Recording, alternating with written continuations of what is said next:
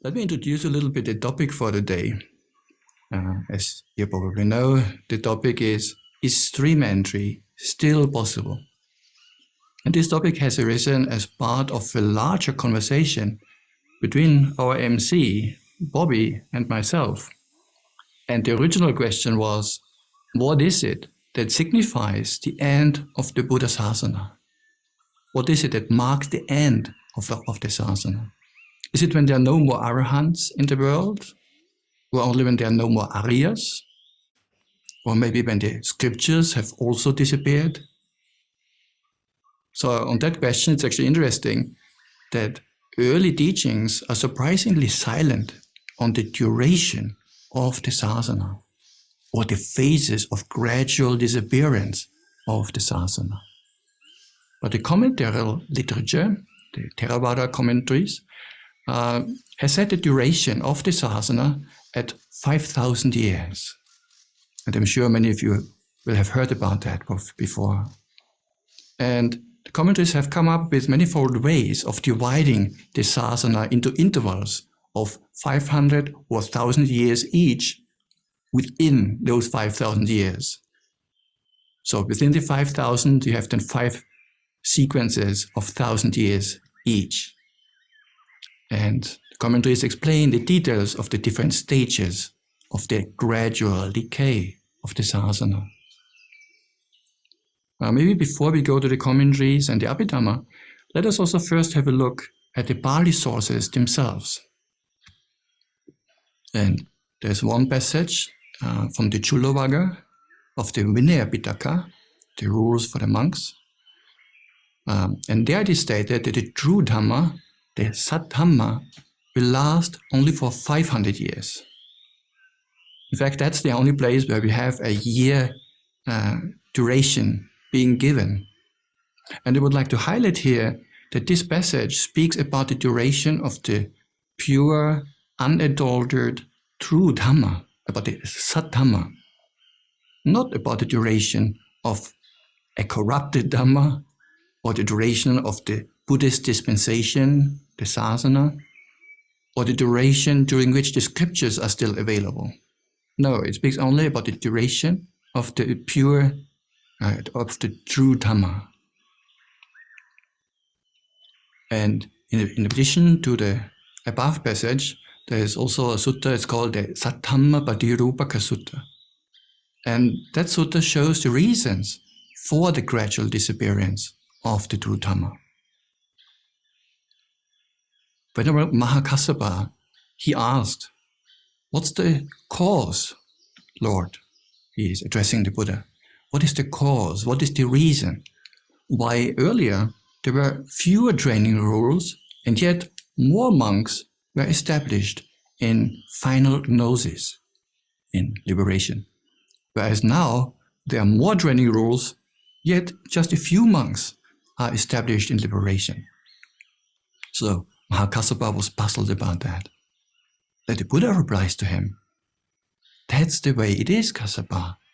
When beings are degenerating and the true Dhamma is disappearing, there are more training rules, yet fewer monks established in final gnosis.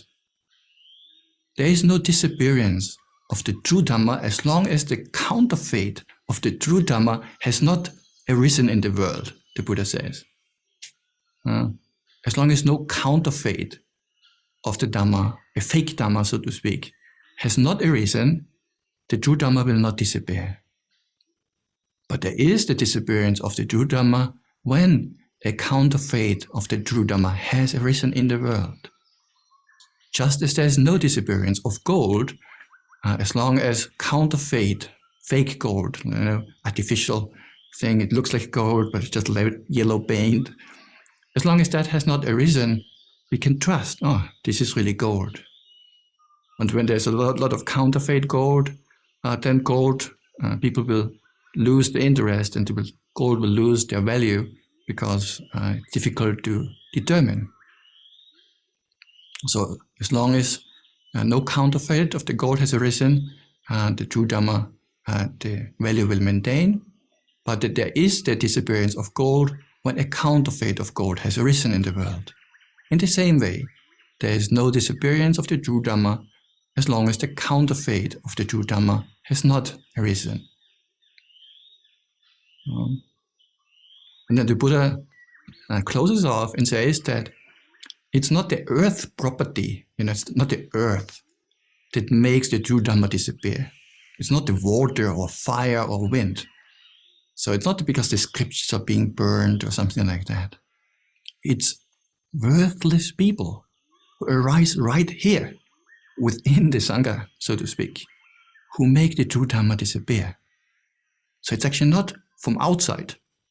I know also even here in Malaysia, often Buddhists are comparing different Buddhist schools or Buddhism versus Christianity versus Islam, who gains more in numbers, who has less numbers.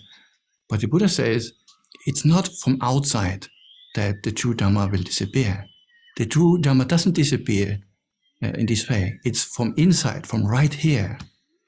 You can say from within the Sangha, since the Buddha was talking to monks, that the true Dhamma will disappear because of the counterfeit Dhamma. The true Dhamma doesn't disappear the way a boat sinks all at once. Meaning to say, it doesn't disappear just suddenly, but gradually over time.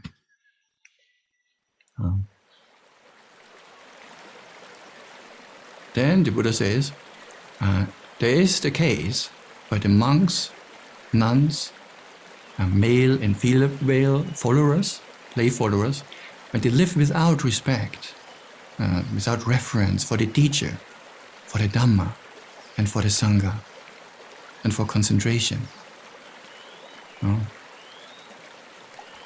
These are 5 downward leading qualities that tend to the confusion and disappearance of the true Dhamma.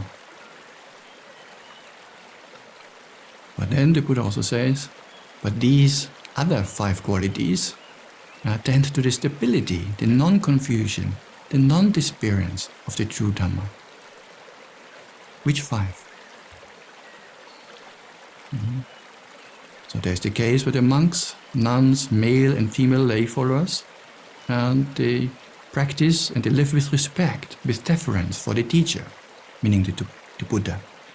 They live with respect, with deference for the Dhamma, for the Sangha, for the training, and for samadhi, concentration.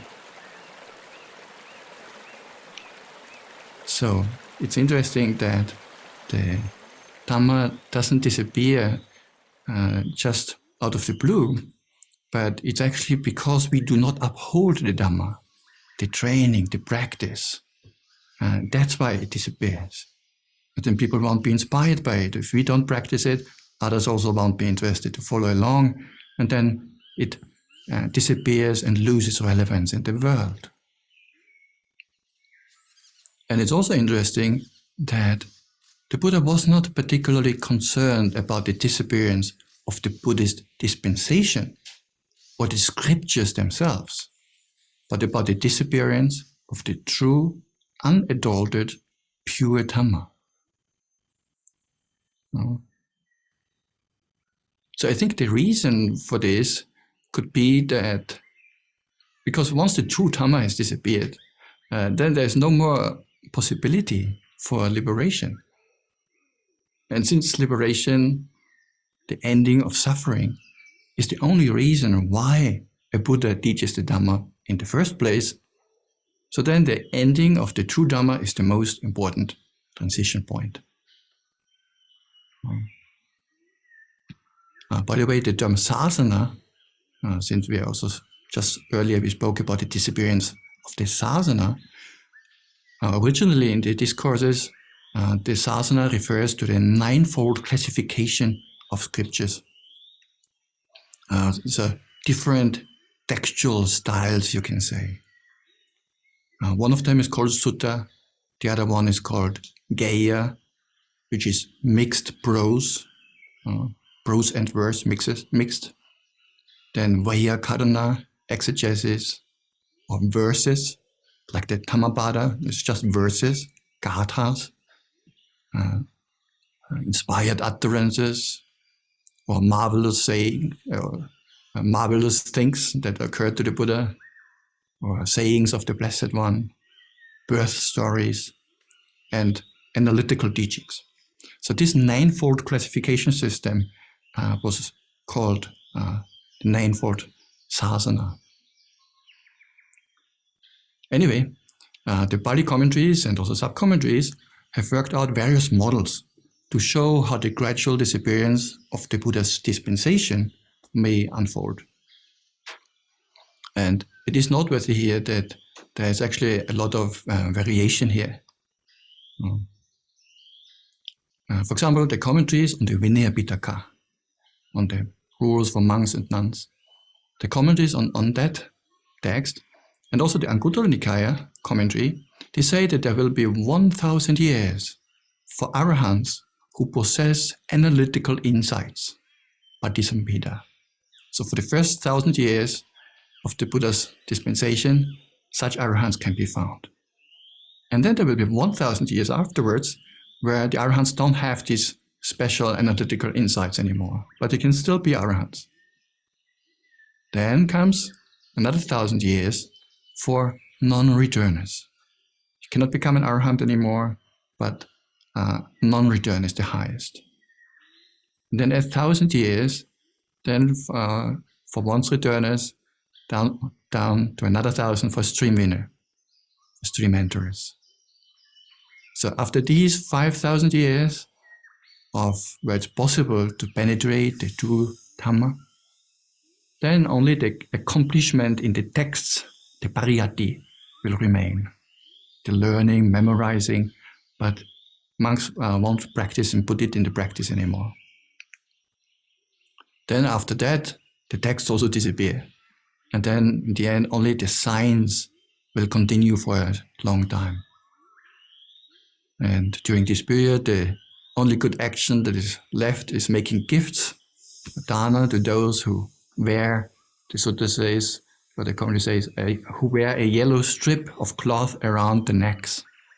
So this is their only identification mark of being monastics. They don't wear robes anymore, but they only wear a piece of cloth around the neck. Then you would know, maybe, that this is a monastic. So this would correspond to the age of generosity at the end. So where are we now, according to that scheme? As I said, 1,000 years first, already passed. Another 1,000 years, also already passed. Because the Buddha passed away already 2,500 years ago. More than that. So we're already in the third age, the third period here. This means arahantship would not even be possible anymore, according to that system of classification. You can at most become a non-returner nowadays. And then there's another commentary, the commentary to the Anagata Vangsa. There, the Sāsana is said to disappear in different 5 stages. The first one is the disappearance of analytical insights. That is kind of the same as before. Then the disappearance of paths and fruits. This means after 1,000 years, now already paths and fruits already have disappeared. You cannot become even a Sotāpanna. Then the third stage, the disappearance of the practice. So even though you cannot attain anything, people would still practice at first. But then that also disappears. And then eventually also the disappearance of the texts, of the learning, of the pariyatti, and then of the Sangha itself. So according to this scheme, where are we now? Now we are in the disappearance of the practice. Paths and fruits, supposedly not even possible anymore, but can still practice. But even that is currently supposedly already disappearing. And we are heading towards a period where only learning and memorizing is possible. But currently there's still practice, but already in the phase of disappearing. Whew. That sounds quite serious, isn't it? Well, don't worry. None of this is found in the Pāli discourses and their parallels. So it is only in only in quotation marks, but in the early Buddhist teachings, these classification systems are not found. And as I said earlier, the Buddha actually spoke about the disappearance of the Saddhamma, of the true Dhamma. He didn't actually outline how the Sāsana will disappear. Maybe that was not even much of his concern. Because once people cannot get liberated anymore, it doesn't matter whether there's still some texts around or not, it doesn't fulfill its purpose. So anyway, we can take it maybe with a grain of salt, but I would say that a belief in these doctrines can be quite consequential, because if we put off and understand that nowadays we cannot attain anything anyway, why should I practice? Why make an effort? Why meditate? Right? Maybe for a pleasant abiding in the here and now, but then the whole bigger picture is missing. And it has happened in Buddhist history that until for many last hundreds of years, maybe even more than that, even the monks were not practicing anymore, not to speak of laity. So in the early 19th century, in Sri Lanka and other Theravada countries, there was a general understanding that they were still teaching the Dhamma, but practice was not regarded as fruitful. And that has changed only later in the 19th and 20th century. I will come back to that a bit later. So the belief in the inability in attainments is actually a very detrimental belief. Because if it's still possible, but you believe it's not, then there's a high chance that the person will not practice and will probably miss out on the good fruits and benefits that otherwise could have been obtained. So in case you want to go even deeper with this topic, there's one publication you can see. It's called The Disappearance of the True Dhamma, Pāli Commentaries Interpretations by Dr. Toshiji Endo. He's a very good scholar, and he's wrote a whole book on this topic. Anyway, my personal opinion is this. Just maybe one word here, a small disclaimer. Throughout this talk, whenever I say my personal opinion, this is not meant to imply that I have attained stream entry or any of the higher Aryan stages, nor is it meant to imply that I have not. I'm only sharing the way I understand the Dhamma as it appears to me from the perspective of the discourses, as well as other texts, and then also from my own observations, from having lived in monasteries and meditation centers for more than 15 years now. And then also from conversations with other practitioners. Yeah.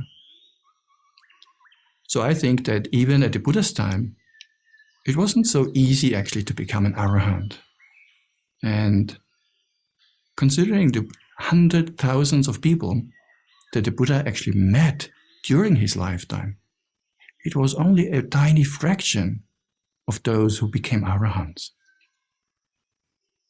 So the fact that the arahants are hard to come by these days may not be much different from the Buddha's own lifetime. But then, how about stream entry? Is this still possible?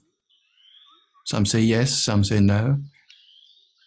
And the reasons that are sometimes given why nowadays it seems almost impossible or very difficult to become a stream enterer, at least a stream enterer. The reasons are usually one of these three reasons. Either that human beings are not of the same quality as they used to be. So nowadays, the current generation supposedly is not of the same quality as those who have lived at that time. Another reason, sometimes given, is that we practice incorrectly. There's another possibility, right? So many years have passed, we don't know what is really the Buddha's teaching, so many teachings are around. nowadays even on Facebook and WhatsApp, every time with quotes and underneath it says the Buddha, then we practice accordingly. Are we still practicing correctly? So this could be another reason. And the third reason that I see also possibility for that is that one may overestimate of what it means to be a stream enterer and the preconditions for its attainment. And in this way, the bar may be even higher than it already is by overestimating or having a not accurate judgment of what it means to be a stream enterer and what it means to have attained the stream. So let us come back to the first of those claims and aspects where it said that human beings might not be of the same quality as they used to be. It's a fair point. Now, I personally think human beings these days are not lacking any faculties, right? We still have ears, we still have eyes, a mind, consciousness, feelings, perceptions. That's quite the same. Genetics haven't changed in such a short time. Yes, 2,500 years, but short, this is short in evolutionary terms. Evolution doesn't work so quickly.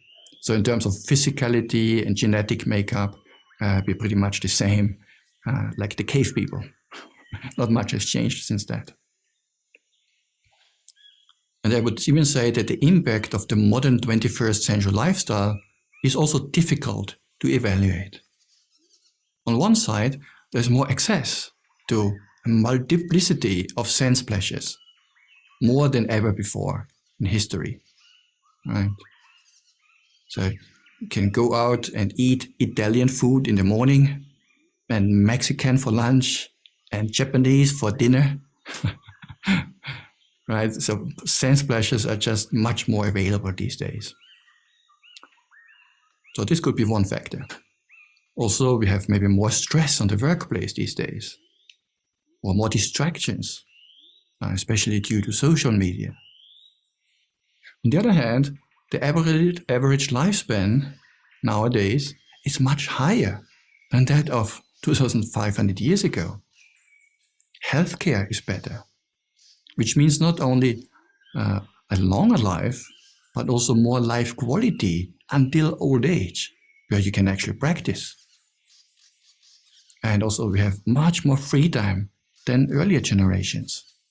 You don't have to spend the whole day on the field, working on the field, getting the crops, and then sometimes there's still a famine. So field work, which used to be a main occupation for us humans for a long time, consumed almost a whole day. It's not that 6 hours a day or after 8 hours you go back and then that's it. So we have actually more time nowadays. And most importantly, nowadays we have access to the Buddha's teachings, which is actually easier than ever before. Now at the Buddha's time, if you want to hear the Dhamma, you have to find someone who has memorized the Dhamma. Because, well, they didn't have YouTube channels or Facebook or whatever, nor books. So you had to find somebody who knows the Dhamma and has memorized it. Some can memorize some passages, others can memorize others, but it's not just at the tip of your fingers. No. So nowadays, access to the Dhamma is much easier than ever before. So in conclusion, it's not obvious to me that humans nowadays lack any faculties, or even that the environment is less ideal for awakening than the period of ancient India. In some respects, maybe yes, but then in others, it seems even better suited than before. So that first point, I don't think is very conclusive. But then we also had another point, which was the suggestion that the practice itself may be incorrect. The way we are practicing these days may not be in line with the Buddha's teachings. And there can be various reasons why nowadays we may practice differently from how people practiced at the Buddha's time. One reason can be that the texts that we have these days are completely corrupt. Therefore, we don't know how to practice correctly. It's a possibility, right? In theory. So if the texts are completely all over the place, how to know? Then another possibility is that maybe some of the texts are corrupt and have undergone some evolution. But then we focus not on those good texts that are still available and that have not undergone some evolution, but we focus on those later texts that have undergone some transformation, rather than the original texts, rather than the unadulterated texts. So even though both are available, some early, some late teachings, but if we choose to focus on the later teachings, but then also we might end up, in some cases, to practice incorrectly. Or another option could be why somebody could practice incorrectly is we might just ignore the texts altogether and follow maybe a contemporary teacher's method, which may or may not be in line with the teaching of the Buddha, the Dhamma, as he has taught it. So also nowadays, I think, got a large amount of devotees and practitioners maybe not necessarily go to the source and to the Buddha's teachings directly, maybe to the discourses, to the suttas, but they will follow a contemporary teacher's style and method, which may or may not be in line with the teachings of the Buddha. Or, other option, we can just ignore the texts and follow our own intuition. This is also not uncommon. Our own beliefs and conditioning or reasoning, which also may or may not be in line with the Dhamma, the teachings of the Buddha.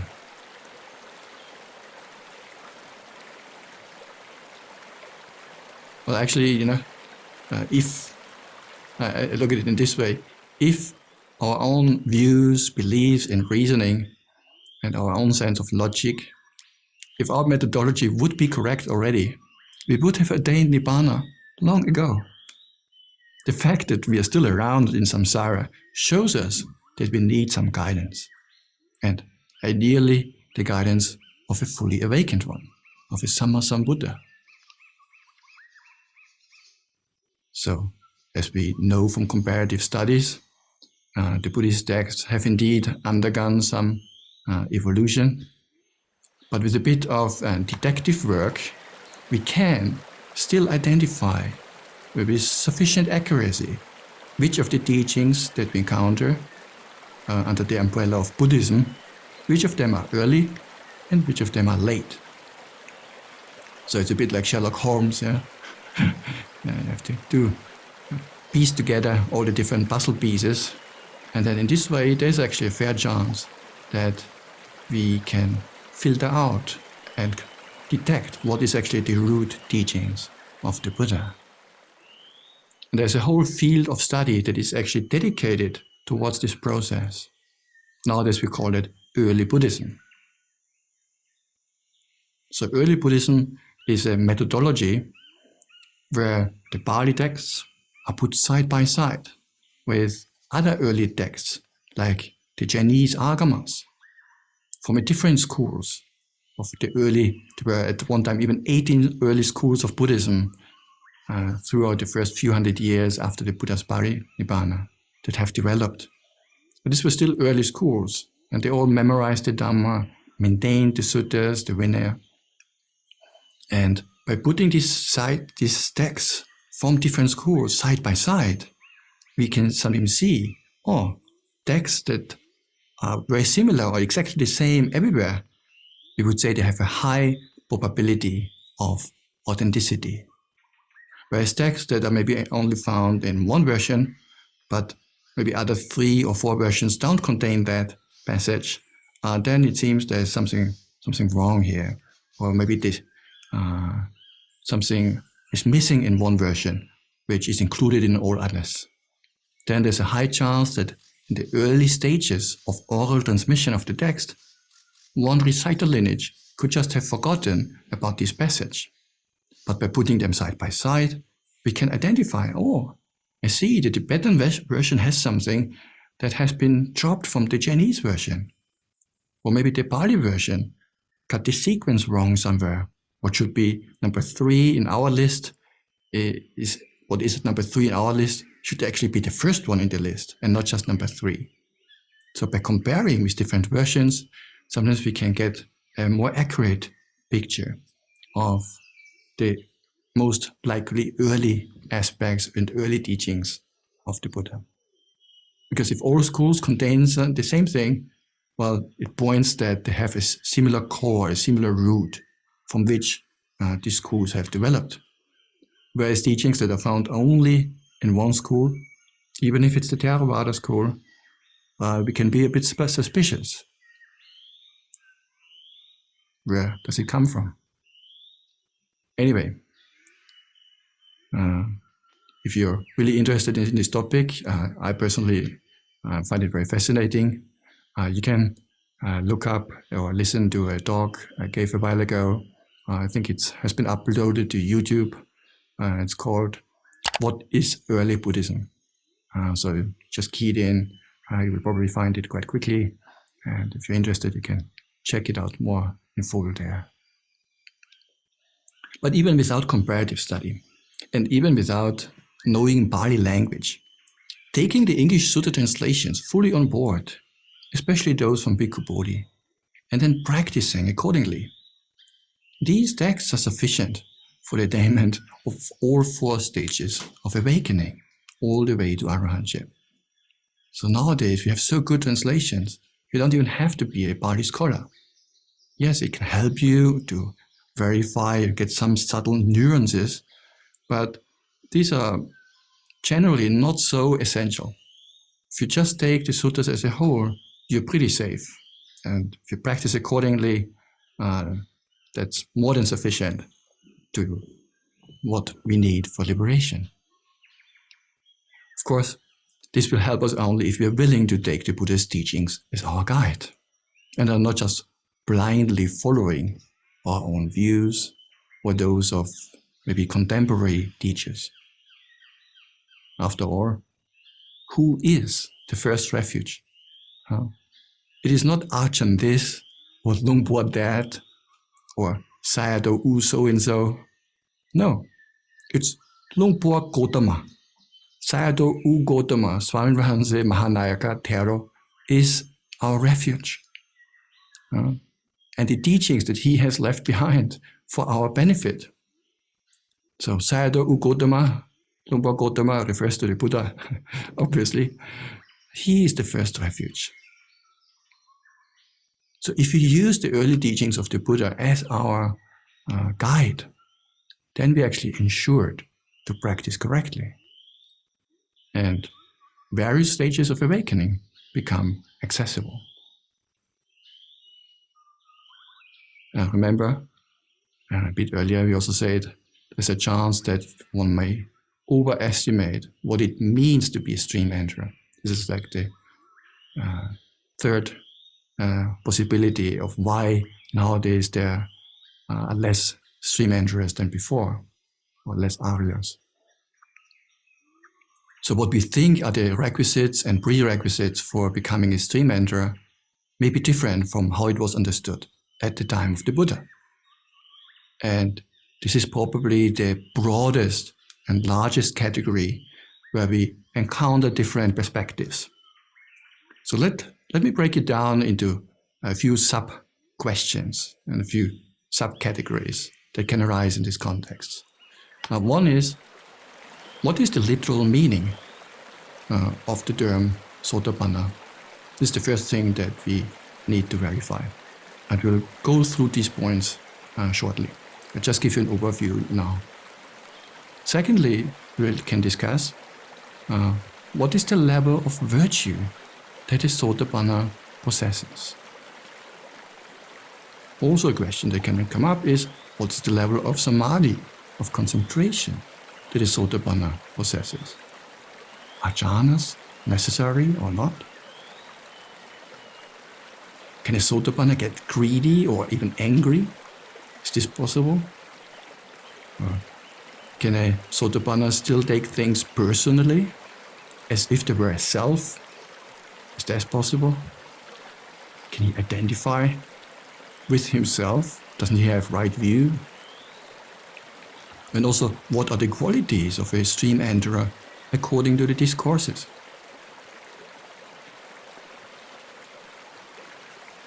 Then, a few more interesting questions that can come to mind is, has a Sotāpanna seen and experienced Nibbāna? I don't know. It's something worthwhile investigating. There have been different opinions on that. Or is it possible to overestimate one's attainments? Can one believe that one is a Sotāpanna, but in reality one is not? And if that is possible, is it also possible to underestimate one's attainment? Is it possible that a person attains stream entry but doesn't know it? So these are all questions that can come up in this context, and I think that could be worthwhile exploring together, if you like. So let us first maybe just have a look at what is the literal meaning of the term Sotāpanna. So Sotāpanna is a compound. The word Sotāpanna is a compound that is comprised of Sota plus Apanna. Apanna means fallen into or entered upon a certain path or course. Fallen into, entered upon. It's the meaning of Apanna. And Sota means stream. And in some contexts, it means ear. For example, when the Buddha speaks about the types of consciousness, the 6 types of consciousness, the ear gets in contact with sounds and ear consciousness arises. So here the term Sota is used. Sota Vijnana, ear consciousness. So Sota also refers to the ear organ. So even though some have suggested that therefore we should translate the term Sotāpanna as ear enterer, not as stream enterer, but as ear enterer, because in the suttas it's often after hearing the Dhamma for the first time from the Buddha that people became stream enterers, that they became Sotāpannas. So therefore the suggestion that therefore it should be the ear enterer. But this hypothesis is in tension with a sutta in Samyutta Nikaya, which is Samyutta 55.38, where the Buddha says to Venerable Sariputta, Sariputta, this is said, the stream, the Pāli word is Sota. What now, Sariputta, is the stream? The Noble Eightfold Path, Venerable Sir. Sariputta answers, the Noble Eightfold Path, Venerable Sir, is the stream. That is, right view, right intention, right speech, right action, right livelihood, right effort, mindfulness, and concentration. Sadhu, sadhu, Sariputta, the Buddha said, the Noble Path, Noble Eightfold Path, is the stream. The 8 path factors. Sariputta, this is said, a stream enterer, a Sotāpanna. What now, Sariputta, is a stream enterer? Then Sariputta answers correctly, one who possesses this Noble Eightfold Path. Venerable Sir, this is called a stream enterer. Samyutta Nikaya 55.5. So it's actually the Noble Eightfold Path that carries a person forward. That is the stream that the Buddha is talking about here. Nothing to do with the ear, right? It's about the stream, the path on which one walks, and the 8 path factors. There's another sutta where the Buddha says, bhikkhus, whatever great rivers, big long river there are, that is the Ganges river of India, the Yamuna, the Acharavati, the Sarapur, the Mahi, they all slant, slope, and incline towards the east. So too, a bhikkhu who develops and cultivates the Noble Eightfold Path slants, slopes, and inclines towards Nibbāna. Samyutta Nikaya 45.92 until 96. So you can see here the stream, that the Buddha speaks about a stream, a river that inclines in one direction and carries a person along, whoever enters that stream. And this is exactly how this imagery is meant. So it can take up to at most 7 lifetimes until that stream, the current, has moved the person towards the destination, the final goal, Nibbāna. Just like the rivers, there's another sutta where the Buddha says, all rivers have the ocean as their final destination. So in the same way, the stream, the current, once a person has entered the stream, you won't turn around anymore and then next day you become a Christian and then you go to India, become inspired by a Hindu teacher. No, once the person has entered the stream, the destination, the current, the Noble Eightfold Path will carry him forward towards the liberation, towards Nibbāna. And that can take up to 7 lifetimes, and within those 7 lifetimes, there is no more rebirth in the lower planes of existence. So from the above, we can understand that the proper translation of Sotāpanna is actually not ear enterer, but stream enterer, because it refers to someone who has entered upon the stream of Dhamma, the Noble Eightfold Path, the current of which will lead him all the way to the ocean of Nibbāna.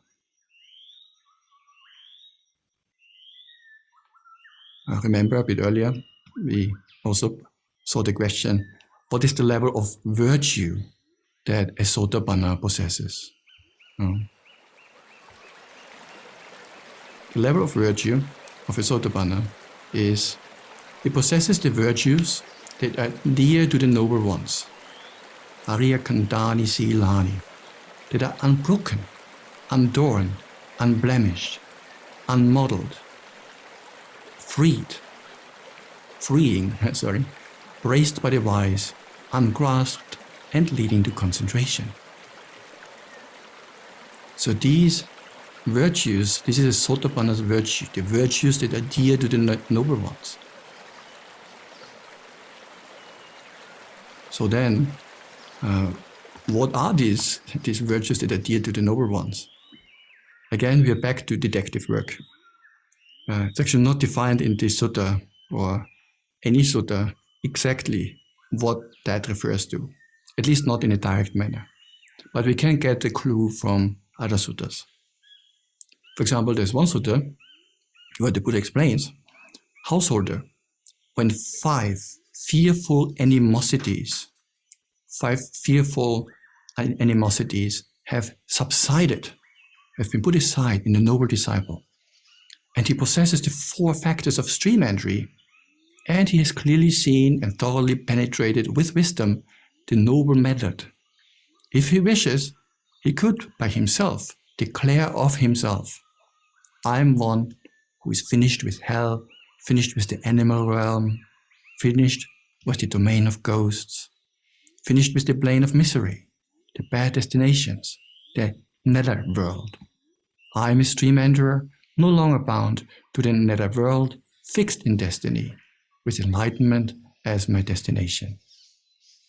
So first interesting thing here to note is, you can verify that on your own, It's not that you need to run to some senior monks or some clairvoyant monks who can verify it for you. He says, a person himself can declare and understand that on his own, that he is a Sotāpanna.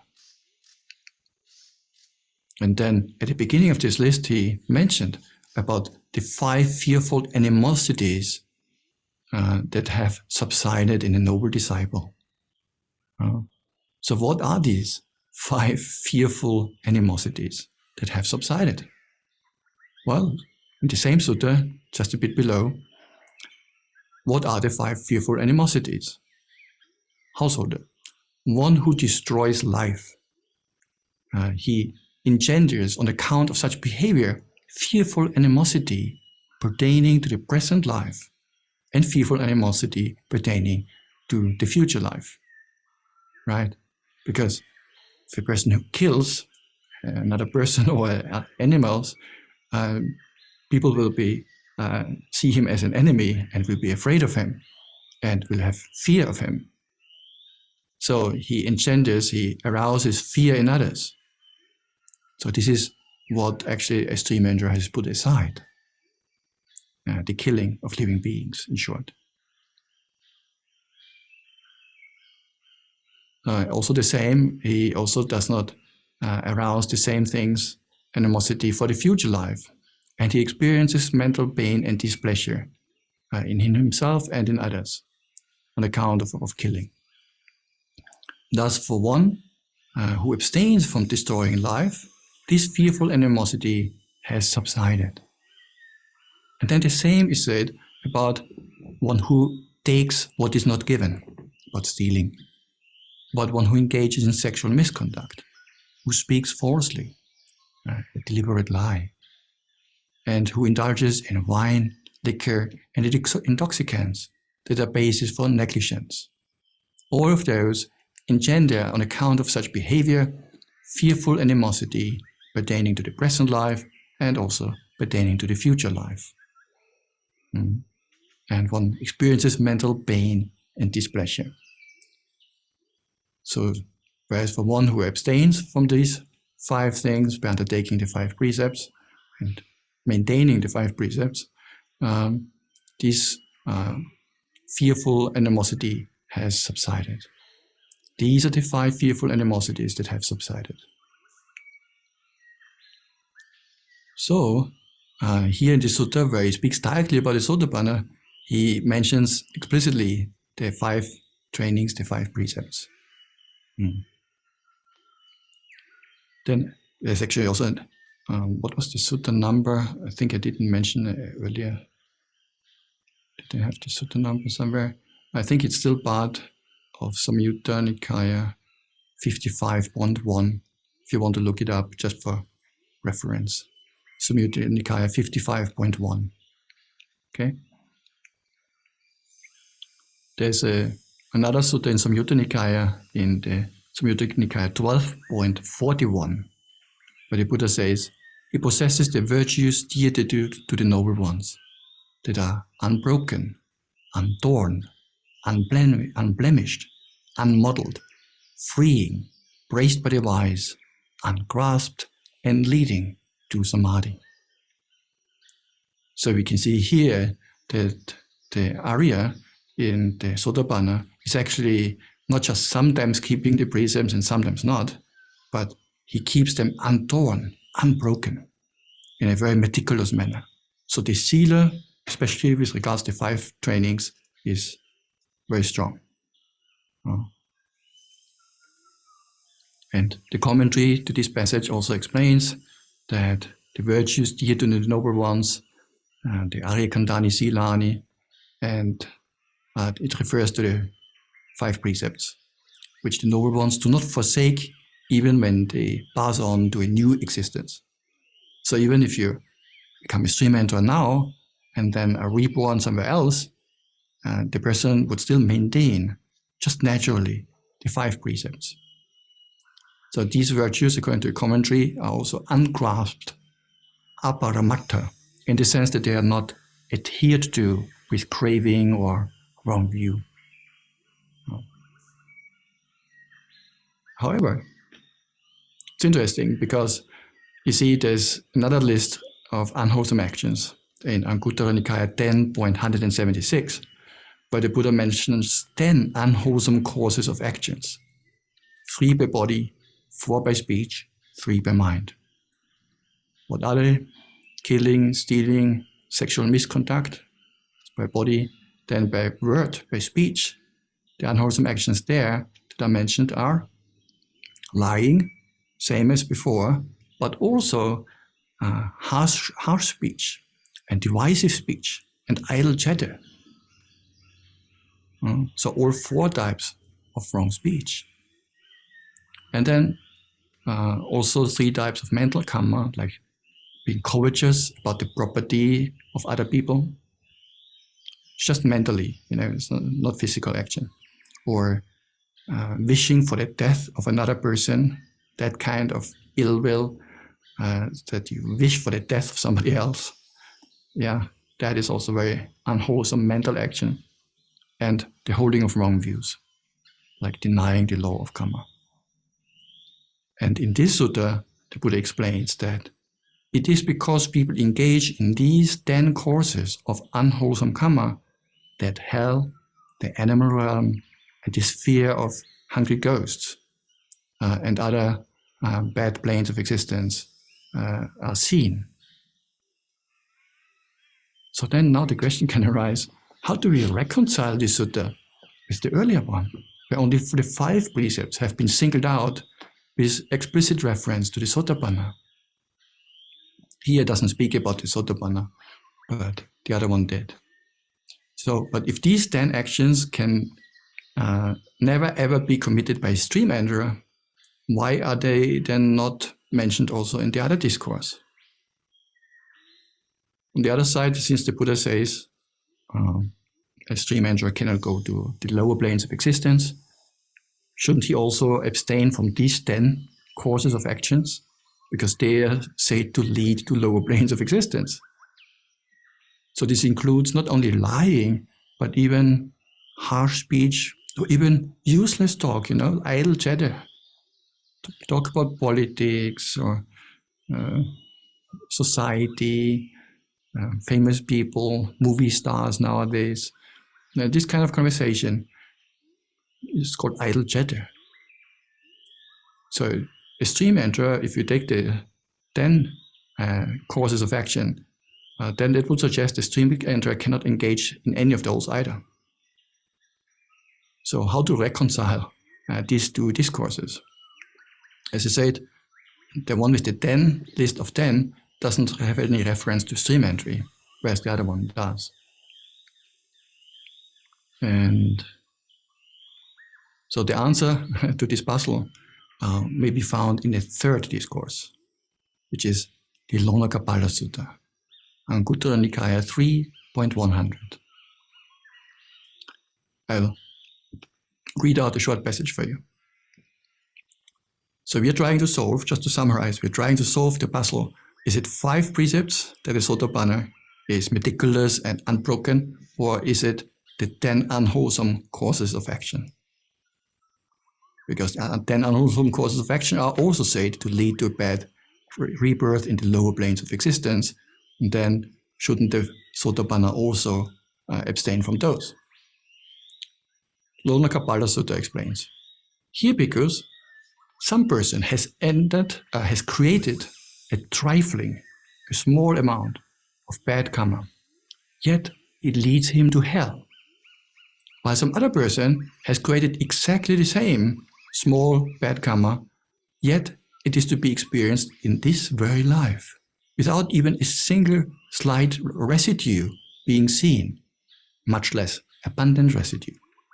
So 2 people, they're doing the same unwholesome action, maybe killing of a mosquito. One of them gets a very severe result, bad rebirth on account of that. The other one gets a slight result in the present life, but not much. So what kind of person creates trifling karma that leads him to hell? Here, some person is undeveloped in body, in virtuous behavior, in mind and wisdom. When the Buddha here explains undeveloped in body, it actually refers to sense restraint.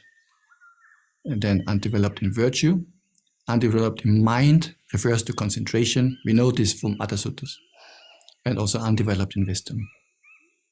He is limited and has a mean character, and he dwells in suffering. When such a person creates trifling bad karma, it leads him to hell. Okay? But then what kind of person is the other one who creates exactly the same trifling bad karma, and yet it is to be experienced in this very life, without any residue to be seen afterwards? Here some person is developed in body, meaning sense restraint.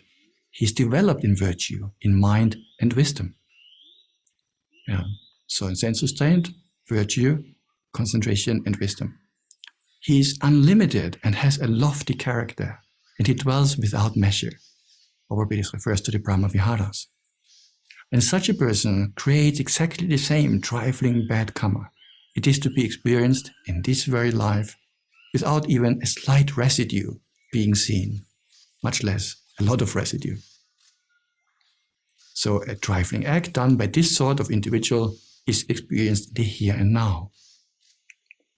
And then the Buddha gives this famous simile of the lump of salt. Have you heard about this? The lump of salt simile? He says, you know, there's a person and you take a lump of salt and you put it into a cup of water. And then this whole cup of water will of course become very salty, completely unusable, undrinkable. Yeah, so it's very bad. The lump of salt actually symbolizes unwholesome karma, unwholesome deed. But then another person has the same amount of salt, but he throws it into the Ganges river. Will that river now become salty? No. Why not? Well, because it's diluted, we would say, isn't it? So in the same way, these qualities that we just mentioned earlier, development in virtue, in concentration, in wisdom, in sense restraint, these qualities dilute the effects of the unwholesome karma. It's not by accumulating a lot of wholesome karma, as it's commonly misunderstood, this simile. Not just being more generous or being more of service. It's not this kind of wholesome karma that that person has. It's the spiritual qualities of virtue, concentration, wisdom, Dhamma practice. That is the thing that dilutes the effect of the unwholesome karma. So, while an uninstructed worldling, a Puthujjana, is completely undeveloped in those states, the Aryas, from stream entry onwards, they are already to some degree developed in sense restraint, very developed, fully developed in virtue.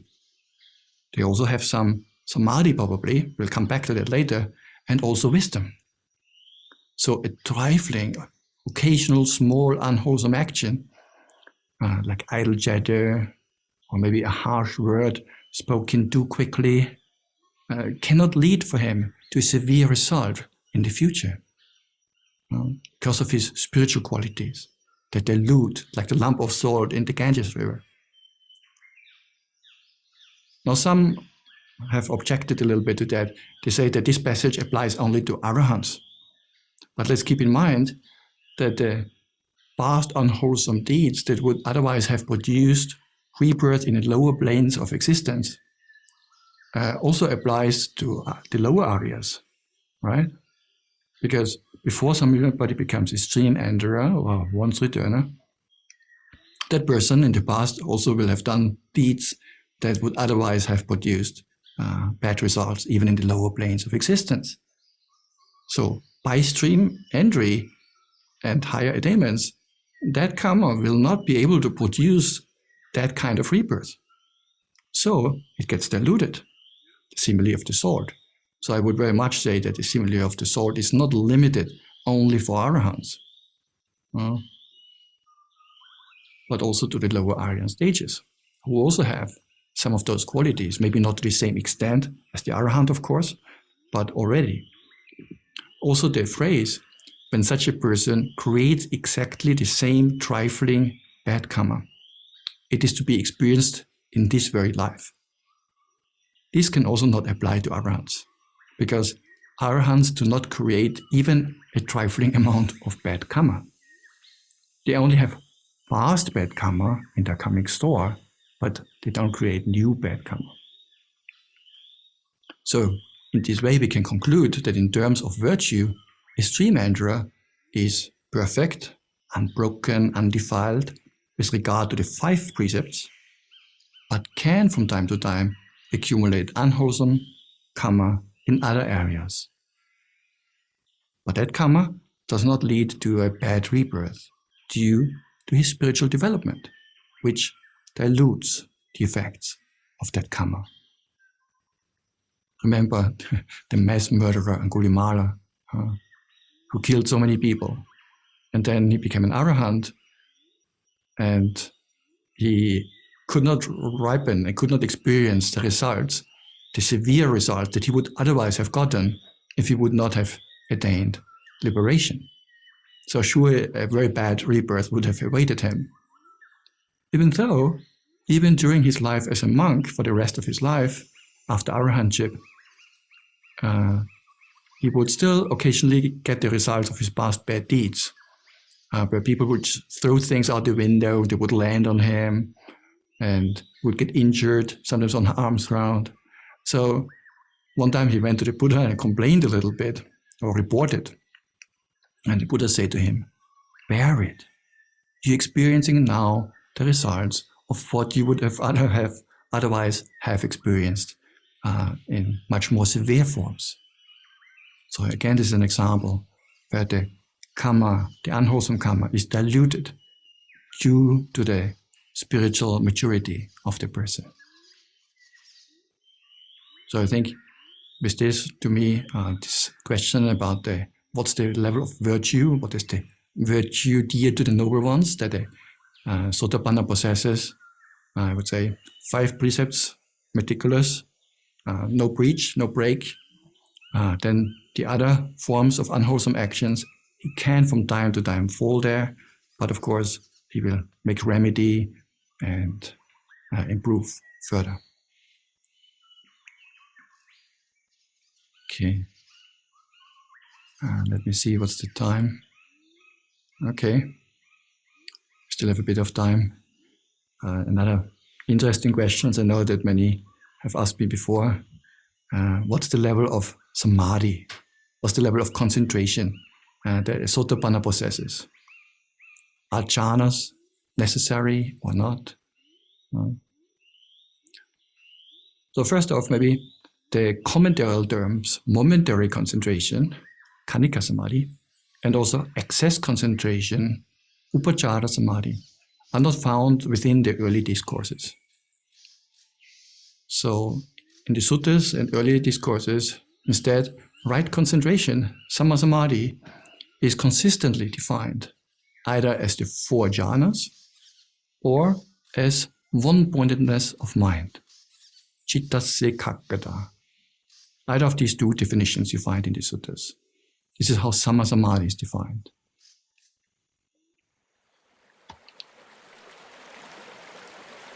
So there's a sutta where the Buddha says, there are because these 7 accessories of concentration.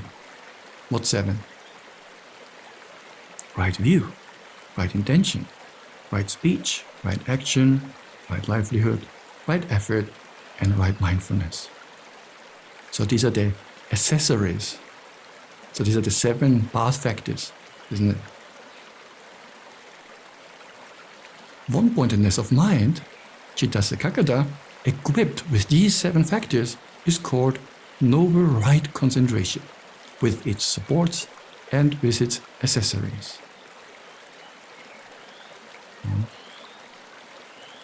So, ekaggata, one-pointedness of mind, together with the other 7 path factors, is called right concentration. And so we can see here it has the role where normally the 4 jhanas are mentioned. Here, cittasya ekaggata is mentioned. Let us speak a little bit about the meaning of this term.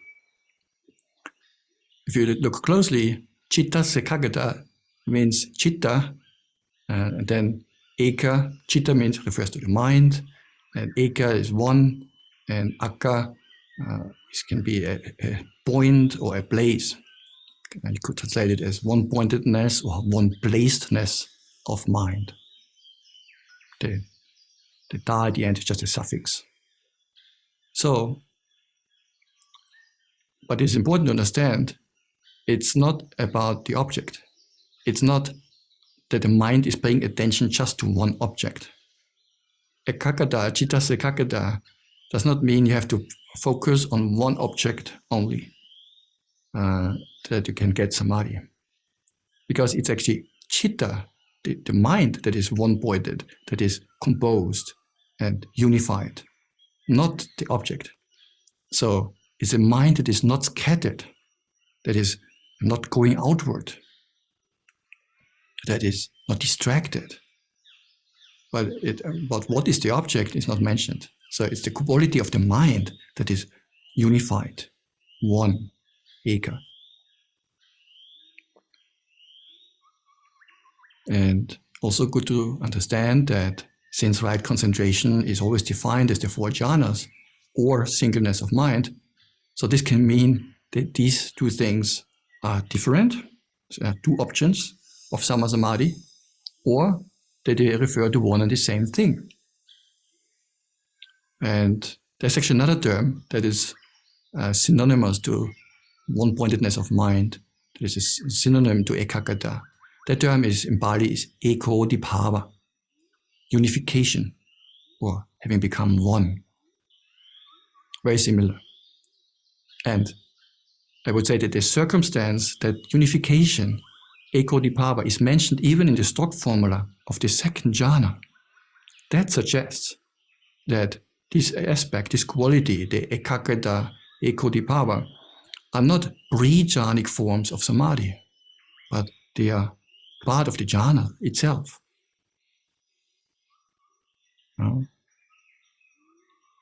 So these two terms are kind of interchangeably. So now, does a stream enterer possess all 8 path factors? Somebody might say. Noble Eightfold Path, Venerable Sir, is the stream. Samyutta Nikaya 55.5. The Noble Eightfold Path, Venerable Sir, is the stream. That is right view, right intention, right speech, action, livelihood, effort, mindfulness, and concentration. So this Noble Eightfold Path is the stream of the stream enterer. But let's keep in mind that the stream, the Noble Eightfold Path, needs to be developed. So a stream enterer, when you say a stream enterer already has the jhanas, then it kind of implies almost as if he already has it completely developed, the Noble Eightfold Path. But actually the stream enterer still has to walk that path and follow that stream until he reaches Nibbāna, isn't it? Like we have heard earlier from the river that gradually will lead towards a larger river or towards the ocean, and leans and bends in one direction. So the Noble Eightfold Path is not yet fulfilled in the stream enterer in terms of accomplishment. Yes, he possesses it in the factors, meaning he knows what is the path, and he has embarked on the journey, and he is on the path, and he will be carried forward. But he's not yet there, and the path factors are not yet fully developed. So therefore, the suggestion that just because Samma Samadhi, usually the 4 jhanas, is one of the 8 path factors, and that the stream enterer has embarked on that path, does not mean that they are all fully developed. Otherwise, it would be an arahant already.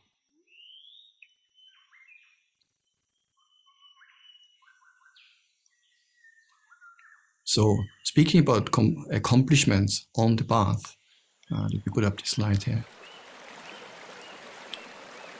There are different stages, as we know, and the Arya stages, we can roughly separate them into the stream enterer, the once returner, the non-returner, and the arahant.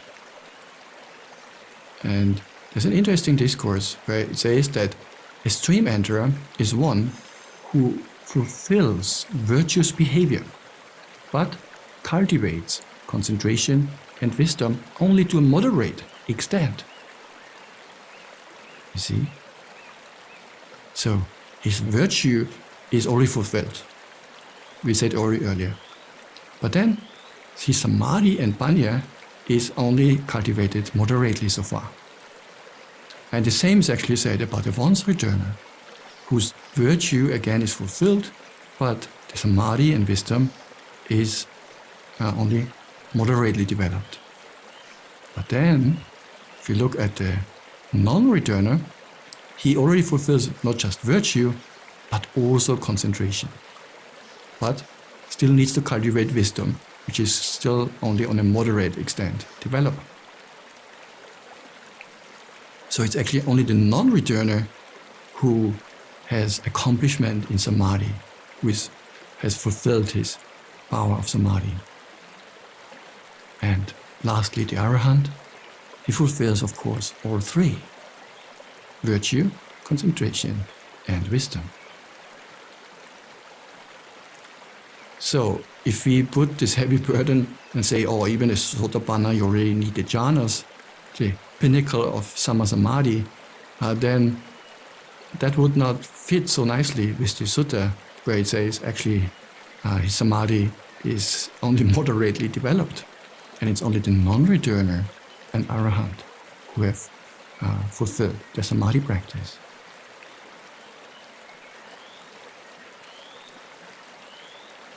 So found that quite interesting. It's a good sutta to keep in mind and to come back to from time to time. It's a very useful one. Anguttara 3.87. And then also the Buddha asked, how Nandya is a noble disciple one who dwells negligently? So there seems to be the possibility to be negligent. Here, a noble disciple possesses confirmed confidence in the Buddha, but he does not make further effort for solitude by day or by night, or he does not go into seclusion. And when he in this way dwells negligently, there is no gladness in him, the sutta says. And when there's no gladness, then there's also no rapture, no piti. When there's no rapture, there's no tranquility. And when there's no tranquility, he dwells in suffering, in dukkha. The mind of one who suffers does not become concentrated, the sutta says, because actually sukha, happiness, is the precursor for samadhi, not dukkha.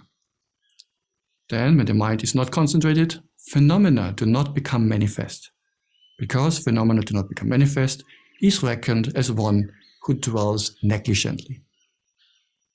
So this indicates that it would be the job of a stream enterer to go into seclusion, not be negligent, and to learn to develop the jhanas. But in this example, since he is not energetic and negligent, he instead dwells without samadhi. So again, we can see here, even stream enterers seem not to be practicing samadhi by definition. Now, of course, some do, and good, it's great, but it's not a precondition accomplishment in samadhi or the four jhanas, it seems. So we can conclude that the accomplishment in concentration, the jhanas, are not a precondition for the attainment of stream entry, which is confirmed by Anguttara 3.87, which states that only non-returners and arahants are accomplished in samadhi. And maybe a small side note, by the way, the case of dry inside arahants, which are supposedly arahants without jhanas, is not found in the suttas. So the discourses don't mention that. And from the perspective of the suttas, at least accomplishment in the first jhana would need to be there to qualify as samadhi. So 1 or 2 or 3 or 4 of the jhanas, but at least the first jhana. And it would at this point maybe also be important to discuss about the meaning and interpretations of the jhanas, but this will go way beyond the scope of this talk here. So let's keep it at this. But I think this is a very relevant topic, because if a person believes that a certain type of jhana is necessary already for stream entry, and especially if it's a very difficult form of jhana, most jhanas are difficult, and so when you think because you don't have that access to the strong samadhi, therefore by definition you cannot be Sotāpanna, that could also be then lead to a misinterpretation or to a wrong evaluation of one's own capabilities or of one's own potential.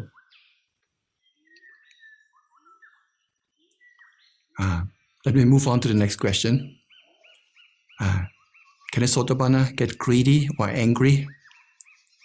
What do you think? Can a Sotāpanna be greedy or angry? Well, we can look at the classification system of the 10 fetters. And the first one here is personality view. The view that none of the 5 aggregates is oneself. Second one, skeptical doubt.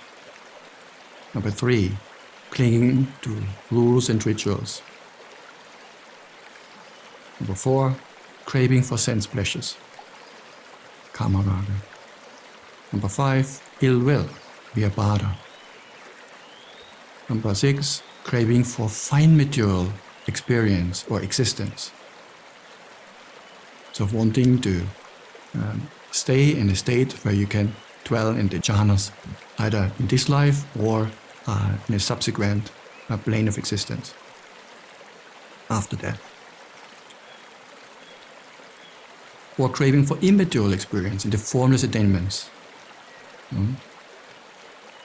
Then conceit, or identification.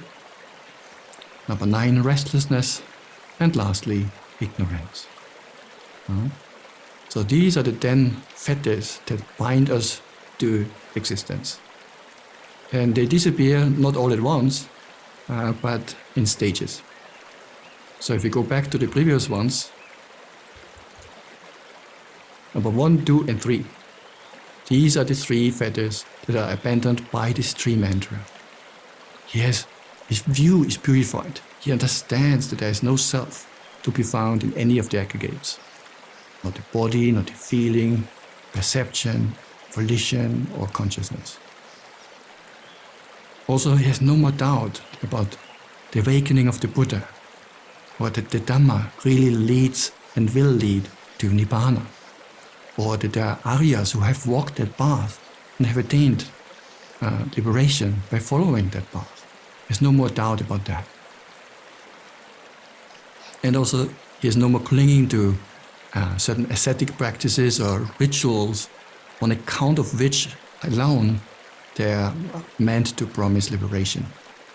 Like in ancient India, there was often the situation where monks were living even on a bed of thorns, or practicing living only in the open, or mortifying the body by fasting to extremes, or running around naked, or sitting in the sun all day, and even making a fire all around at the 4 directions, and even put a blade of burning fire on top of your head. So these are all rules and rituals that in ancient India were believed to lead to the unraveling of past bad karma, and in this way lead to liberation. So a stream enterer already knows this is not the path. It's the middle path that leads to liberation. So these 3 fetters the stream enterer has abandoned. So then the once returner also diminishes the next 2, number 4 and 5. The once returner also reduces craving for sense pleasures and ill will. Reduces, not yet abandoned, whereas the non-returner has also abandoned them. And it's only the Arahant who runs through the whole rest of the list and abandons the last 5 fetters. And you can see here the fine material craving, because he has jhana and because he has formless attainments, maybe that kind of craving he also needs to overcome for these states, as well as conceit, identification, and restlessness and ignorance. So these are the fetters that need to be overcome by the anagami leading up to arahantship. So if we go back, we can see the Sotāpanna has actually only overcome the first three, whereas number 4 and 5, craving for sense pleasures and ill will, are actually still there. So to answer the question, can a Sotāpanna get greedy or angry? Yes, yeah, because he has not overcome the fetters of sense pleasures and ill will. So we cannot jump to conclusions just because you see somebody getting irritated at times. You cannot immediately jump to a conclusion, cannot be an Arya. In fact, it could even be a Sakadagami, and even that's possible still even for a once returner.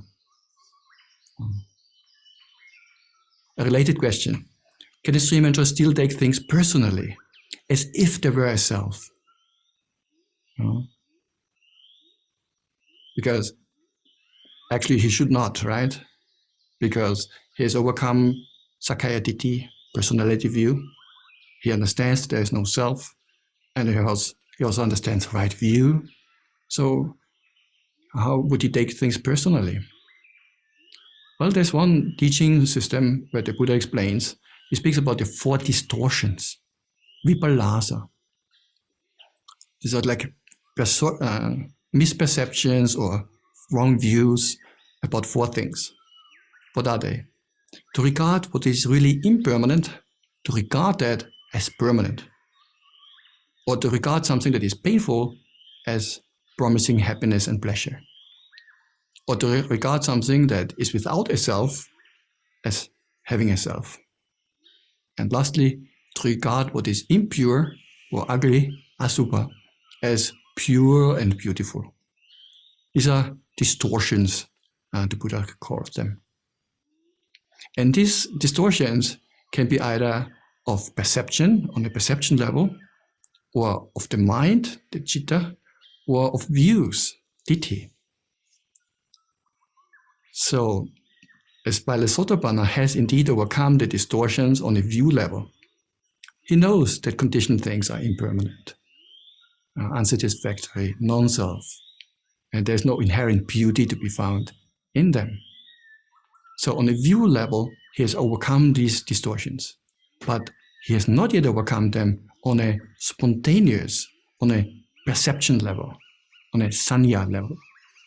So he can still indulge, as we have seen just earlier, the person can still indulge in sense pleasures and perceive them as pleasant, almost as if they were leading to happiness, even though he understands, and he contemplates, he understands on a view level that they do not lead to happiness. So his view is purified, but his purified view has not penetrated his whole being, his heart, and his whole makeup, so that he also spontaneously perceives things through the lens of his newly acquired right view. And that can take up to 7 lifetimes until it really pervades and penetrates his whole being. So likewise, he may also get irritated or even angry when he's spoken to impolitely or maybe harshly. And he can take things personally as if there were a self, even though he understands on the view level that there is no self. So on the view level, yes, Sakkaya Ditthi, right? Ditthi means view. Sakkaya Ditthi has been removed, but mana, remember the 10 fetters. Where does mana disappear? Let's go back. Where does mana disappear? Here, only for the Arahant. So mana is still there. Identification and comparing, conceit, that is still there, even for the stream enterer. So therefore there can be identification, even though he understands there is no self. So on a spontaneous level, he may take things personally, but when he reflects, contemplates, he immediately understands there is no self to be found. So yes, the stream enterer and the lower areas, they can take things personally, but an arahant does not. We also should take a look at what do actually the suttas say about what are the qualities of a Sotāpanna. And I will read out to you a few quotes now, just one after another. The first one comes from Anguttara Nikaya 4.88. With the utter destruction of 3 fetters, a bhikkhu is a stream enterer, no longer subject to rebirth in the lower world, fixed in destiny, heading for enlightenment. I think that we have covered roughly already. Maybe the only new thing here is that he's fixed in destiny. Oh no, we spoke about it also. Yeah. It's like a point of no return. The stream will carry him forward. So no need to worry. The momentum of the Dhamma will carry him towards Nibbāna. Another sutta, he falls into offenses in regard to the lesser and minor training rules. Like when he's a monk, we have some more heavy rules and serious ones, and then some smaller minor rules as well. So in these rules, he can commit offenses and fall from time to time. And he rehabilitates himself. For what reason? Because I have not said that he's incapable of this. But in regard to those training rules that are fundamental to the spiritual life, in conformity with the spiritual life, to the holy life, his behavior is constant and steadfast. Having undertaken the training rules, he trains in them. So that is also a possibility that a stream enterer may, from time to time, break some of the smaller linear rules, but not those that are essential to the holy life, like the vow of celibacy. This is not something that a stream enterer would throw overboard. Or his livelihood will also be pure. He will not engage in trades and selling and buying, or giving out lottery numbers, or reading balm for donations. This kind of livelihood a stream enterer would not engage in. Okay. Another one. As long as a bhikkhu is still not accomplished in faith, a sense of shame, hiri, moral dread, energy, and wisdom, in cultivating wholesome states, I must still look after him. That's what the Buddha says. So somebody who is not yet accomplished in these things, shame and fear of wrongdoing, wisdom, energy, the Buddha must still look after him. But when that monk is accomplished in faith, a sense of shame, moral dread, energy, and wisdom, in cultivating wholesome states, then I am unconcerned about him, thinking, the bhikkhu can now look after himself. He won't be heedless. I like this. You can see a bit the independence that comes with stream entry, because the path is with you. You have not yet cultivated the path and walked it all the way to the end, but you know the path. And there can be some junctions where you may still benefit from the help of others, but basically he will not get lost. Within 7 lifetimes at most, he will reach the destination. So the Buddha says he doesn't have to worry about that kind of person. He will find the path.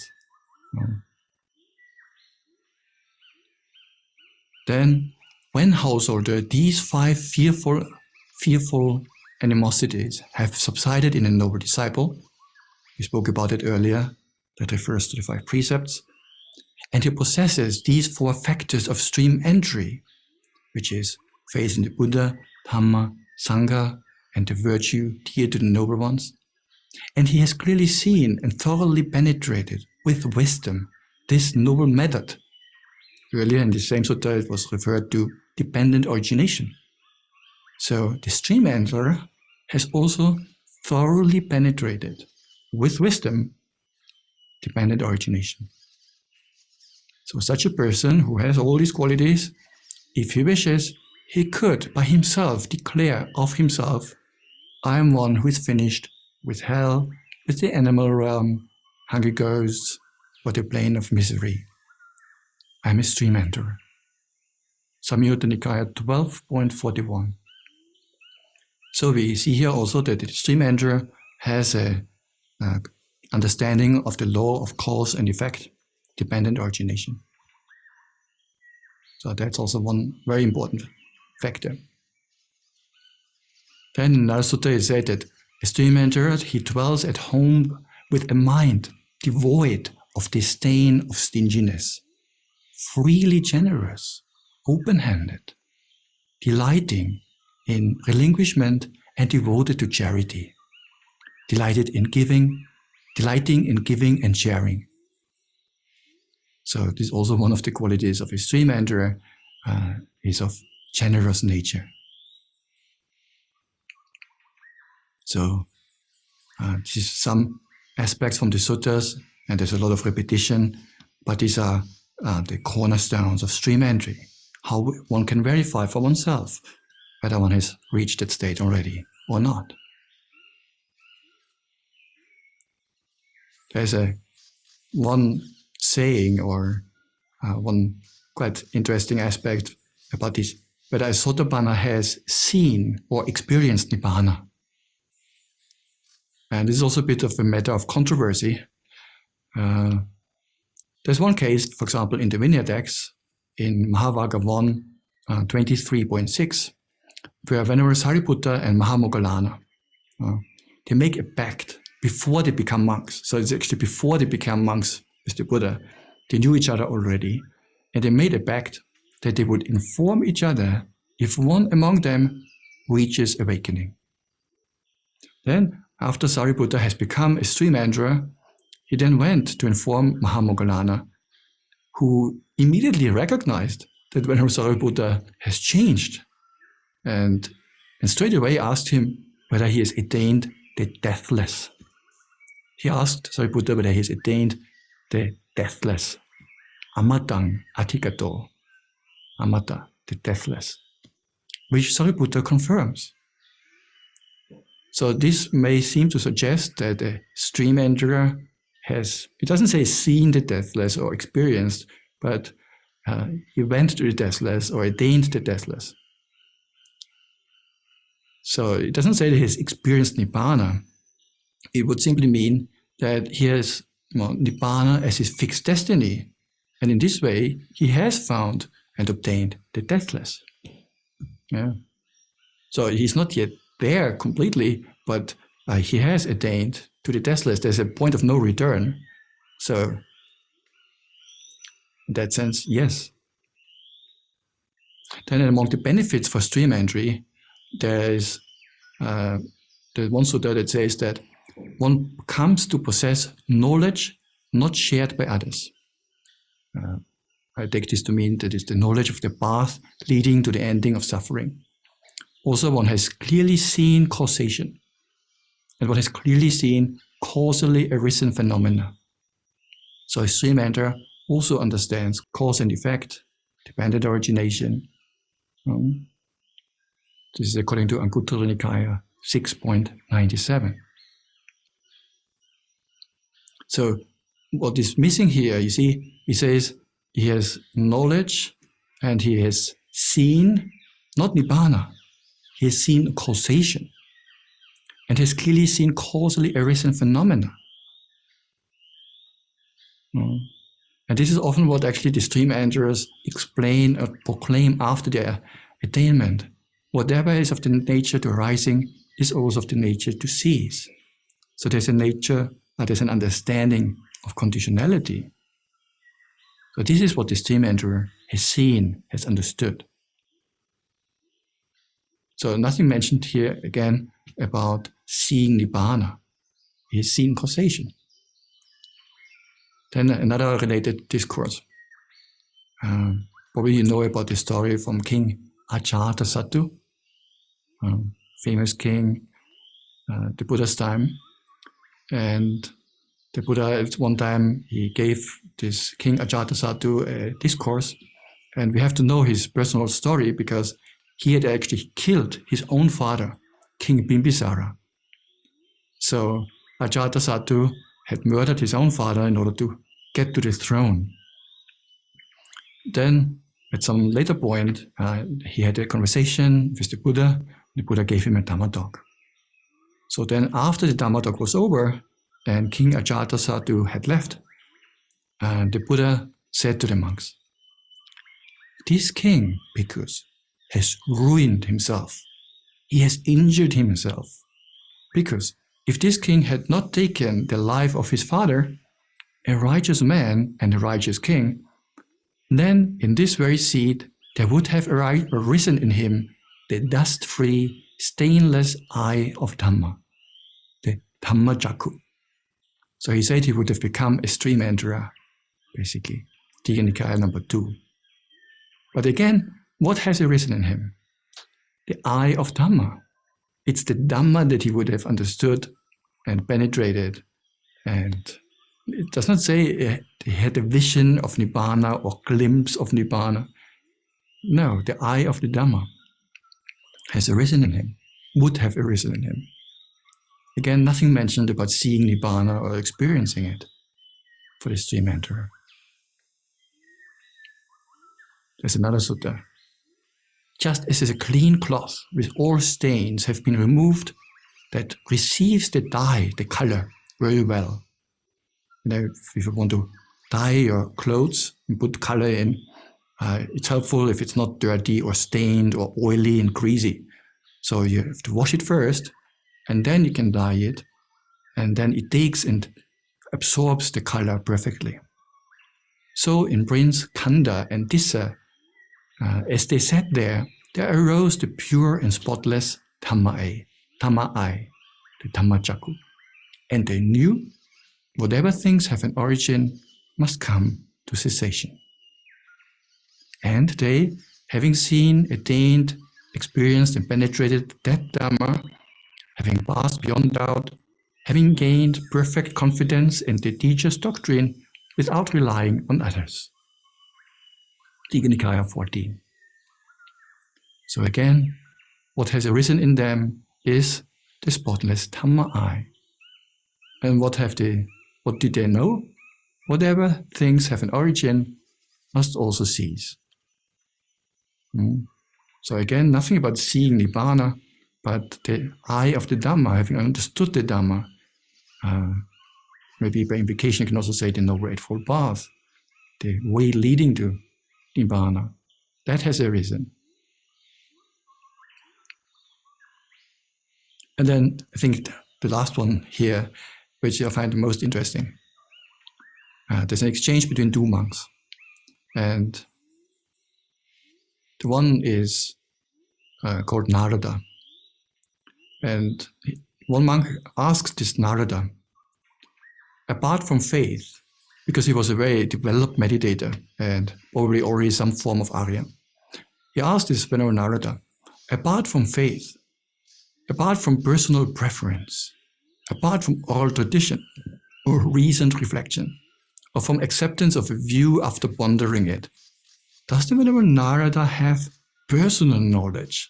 Thus, Nibbāna is the cessation of existence or of becoming, Bhava-nirodha. He asked him whether Narada has personal experience about Nibbāna being the cessation of existence. Then he answers, friend Savita, apart from faith and all the others, I know this, I see this. Nibbāna is the cessation of suffering. And then the other one says to him, then the Venerable Narada is an Arahant, one whose stains have been destroyed.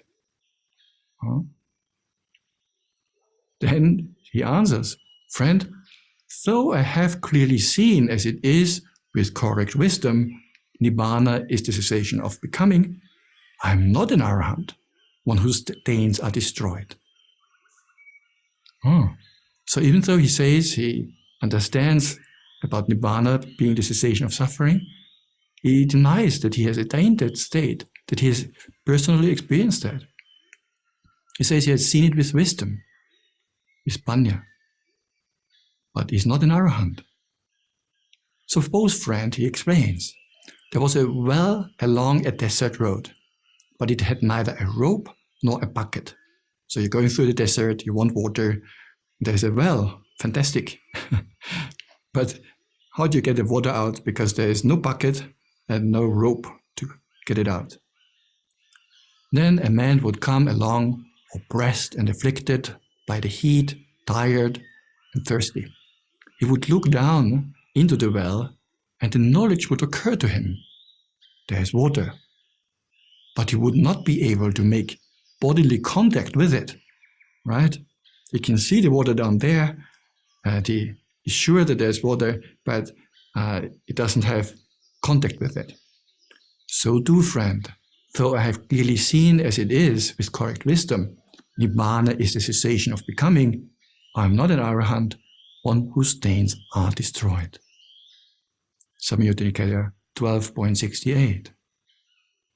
So you see, there's a difference between seeing or understanding with wisdom and directly experiencing something. What is a bit of a Pāli idiom. Kayena pusitva means touching with the body, having touched with the body. And this is a way of speaking. It means directly experiencing it, as if you would have touched it. And it cannot be more direct. So he says he has not directly experienced Nibbāna, but he still has seen it with wisdom. So what he saw is that Nibbāna is the cessation of becoming, but he hadn't experienced it. So supposedly this was already an anagami. If even an anagami wasn't able to experience Nibbāna dhatu, how much less would it be the case for stream enterers? However, the Pāli commentary tradition does maintain that all Aryas can attain their corresponding fruition attainment. It's called Phala Samabhati, fruition attainment. So it means if you're Sotāpanna, you can enter into the stream entry fruition attainment at will, or the Sakadagami in his respective attainment, and so on. Again, this term is unfortunately not found in the suttas, or this idea about fruition attainment. Some have also quoted Anguttara Nikaya 11.7, 11.7, not 7.11, Anguttara Nikaya 11.7, and to support also the commentary interpretation. Let's see, because there a sutta says that, friend Sariputta, could a bhikkhu obtain such a state of concentration that he would not be percipient of earth in relation to earth, and then water in relation to water, fire, air, on anything that is seen, heard, sensed, cognized, reached, sought after, and examined by the mind, but he would still be percipient. So the question is, whether a person could have a perception that is not based on anything of the world, you can say, not part of the four elements. Yet he has a perception. Then Sariputta answers, he could, friend Ananda, because Ananda and Sariputta are having this conversation. But how, friend Sariputta, could he obtain such a state of concentration? And then Sariputta explains, here, friend Ananda, a bhikkhu is percipient thus. This is peaceful, this is sublime, that is, the stilling of all activities, the relinquishment of all acquisitions, the destruction of craving, dispassion, cessation, Nibbāna. It is in this way, friend Ananda, that a bhikkhu could obtain such a state of concentration that he would not be percipient of earth in relation to earth, water, fire, air, and he would not be percipient of anything seen, heard, sensed through the senses, but he would still be percipient, a percipient of that what I have just mentioned. So on first glance, this sounds as if the person is experiencing the Nibbāna element, the Nibbāna dhatu. But this is not necessarily so, because we can see the exactly same practice. This is peaceful, this is cessation, the Nibbāna. Exactly the same passage is also undertaken by non-arahants in Anguttara Nikaya 9.36. And this practice is actually called Upasammanussati, recollection of peace. This is a theme or a topic of meditation that can be undertaken by Aryas and non-Aryas even. So even a Puthujjana can incline his mind by reflecting on the qualities of Nibbāna, the cessation of formations, the putting down of the burden of the aggregates. So this is something that everybody can reflect and contemplate on. It does not require a Nibbāna experience. So it has Nibbāna as an object, but this is not the same as the Fruscian attainment of the Common World tradition or other traditions that maintain that there is a special meditation that only Aryas can undertake. Okay. So, long story short, if you don't have this special Fruscian attainment meditation practice, all hope is not lost. According to the suttas, it's not so clear that this is even necessary or this is even a feature. So we are getting close to the end of my presentation here. There's two small sub-questions left that we can quickly cover. One is whether it is possible to overestimate one's attainments. Can you believe that you have attained stream entry, but in reality it's not? Now, on one occasion, reading out from the Buddha, on one occasion a number of bhikkhus had declared final knowledge in the presence of the Blessed One thus: we understand, birth is destroyed, the holy life has been lived, what had to be done has been done, there is no more coming to any state of being. So this is a stock phrase, how people would declare the arahantship. When those bhikkhus, Sunakata, when they declared final knowledge in my presence, there were some bhikkhus who declared final knowledge rightly, and there were some who declared final knowledge because they overestimated themselves. Therein, when bhikkhus declare final knowledge rightly, their declaration is true. But when bhikkhus declare final knowledge because of overestimation, the Tathagata, the Buddha, thinks, I should teach them the Dhamma. Because obviously they're not yet there and they overestimate themselves. So the Buddha needs to correct that. And he thinks, I will go and teach them the Dhamma. Majjhima Nikaya 105. So clearly there's a possibility to overestimate oneself.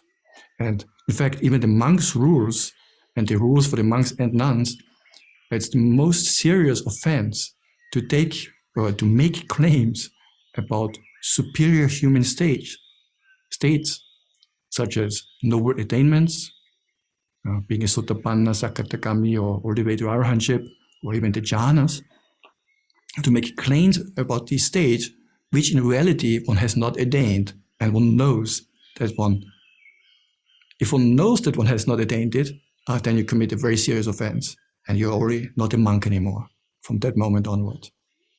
But there's no offense in case of overestimation. So there's an exception. If the monk really believes he's an arahant, but really he's not, but he couldn't see any defilements, then he made this statement maybe to another monk that he is an arahant now. Even if it's not true, but because he overestimated himself, it's not an offense.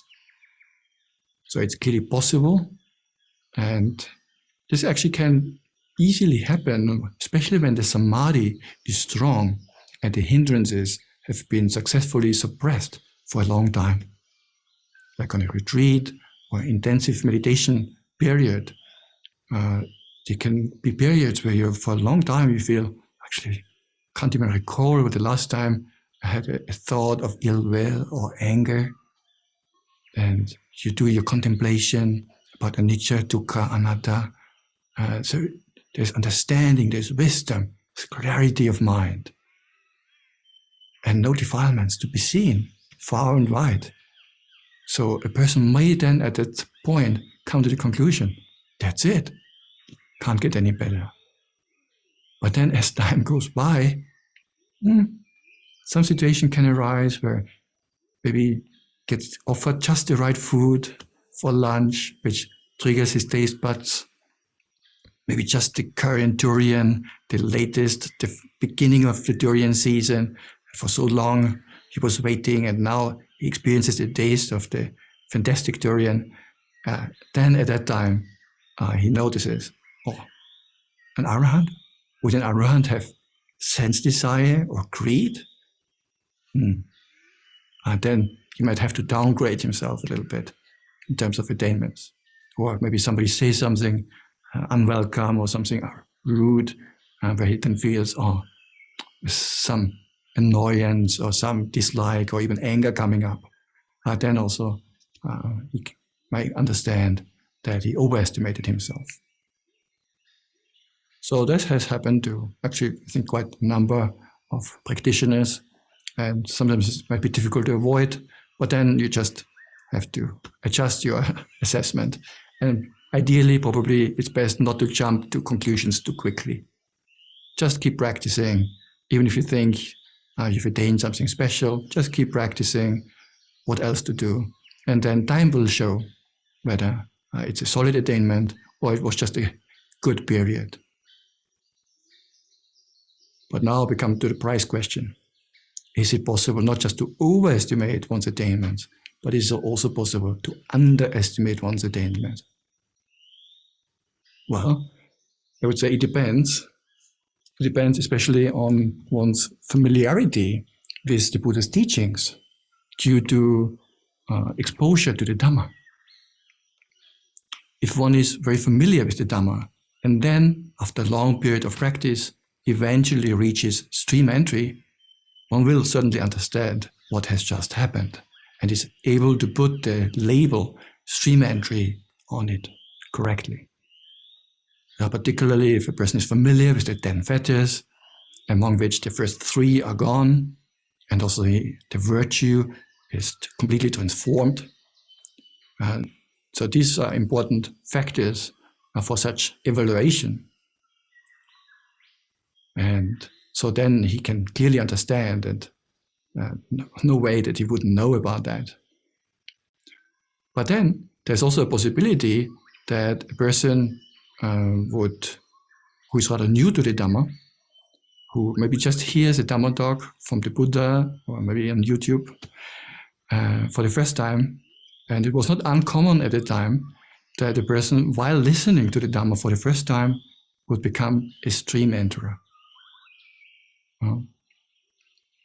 So that person has understood some core teachings of the Buddha, like the principle of conditionality or non-self. But not necessarily that he understands all aspects of the Buddha's teachings. And the stages of the Aryas and the 10 fetters, he might not even have encountered that so far. So a person who is so new to the Dhamma, yet attains stream entry, would not have the label and the framework to understand what has happened to him. He might just say, oh, actually I feel very good, or something has changed, he feels very positive, a new worldview, but we wouldn't know that this signifies stream entry. It's not like you play a video game where you go to the first level and then a bar or a banner comes up and it flashes, second level, I get 5,000 bonus points. Not like that. The mind is not like this.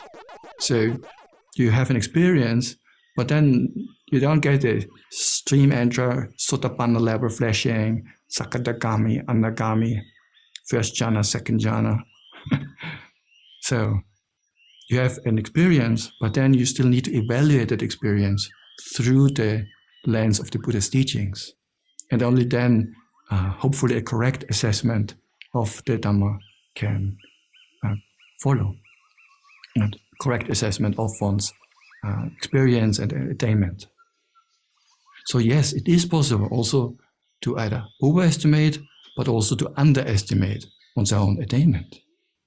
We will soon come back to this point when we now take a final look at the initial question that we started out with, which was, is stream entry still possible? And if yes, why are there so few of them these days? Right? So if we look again and have a look at what are the possible reasons for a lack of Sotāpannas these days, we identified that some say that human beings are not of the same quality as they used to be. But then as we discussed this matter, I would tentatively conclude that it's not so obvious that humans nowadays are lacking any faculties, or that our environment is so much less ideal for awakening than the period of ancient India. In some respects, it's even better suited than ever before. So the first one doesn't seem to be a particularly convincing point to me. The second aspect, that of incorrect practice.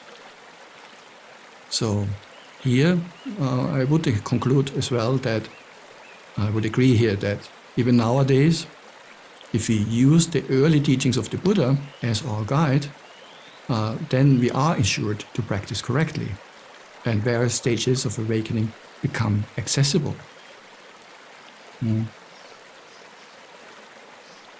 So that is certainly a possibility. Even though it depends now, if one is not following the Buddha's teachings, then that can be, I fully agree, a reason for not attainment of stream entry. If a person just practices samatha alone, never any vipassana, and believes that just by repeating a mantra or the word of the Buddha or something and doing just that all the time, that is sufficient, then that might be an obstacle. So it depends. But if your practice is rooted in the teachings of the Buddha, then these teachings are still available and actually very consistent, which we know from comparative study, and very reliable, especially the suttas, the early discourses, and more than enough, even in English translation, to lead to awakening. And then the third point was that there's a probability or a certain chance of overestimation of what it means to be a stream enterer and what are the preconditions for its attainments. Right. So in this category, we first discussed what is the literal meaning of the term Sotāpanna, one who enters the stream of Dhamma and is thereby carried forward toward Nibbāna. So this was how we started out, but then also we discussed about what's the level of virtue that a Sotāpanna possesses. And I concluded that in the 5 precepts, he's meticulous and she makes no mistakes and does not put the precept aside on Monday and keeps him only 5 days a week or 6 days a week. So the 5 precepts are unbroken, undefiled, but there can be minor transgressions in other areas. But these won't result in a bad rebirth for that person because of the cultivation of his or her spiritual qualities. Remember the lump of salt simile, so that dilutes the effects of the unwholesome actions. So therefore, even those smaller unwholesome actions that a stream enterer can engage, maybe occasionally falls into idle chatter or wrong word, a little bit harsh or impatient speech, that is not capable enough of producing a bad rebirth. And the result will be in the present life and will be rather trifling in comparison. Then we discussed what is the level of concentration that a Sotāpanna possesses. Are jhanas necessary or not? And here we concluded, at least from the perspective of the suttas, that jhanas are necessary only for anagami and arahantship. But believing that a Sotāpanna needs jhana for his attainment, but then not having it because it's not so easy to attain, that can also easily lead to underestimation of one's own abilities or attainments. Can a Sotāpanna get greedy or angry? How would you answer now? Yes, because he has abandoned only the first 3 fetters, not number 4 and 5. Can a Sotāpanna still take things personally, as if they were a self?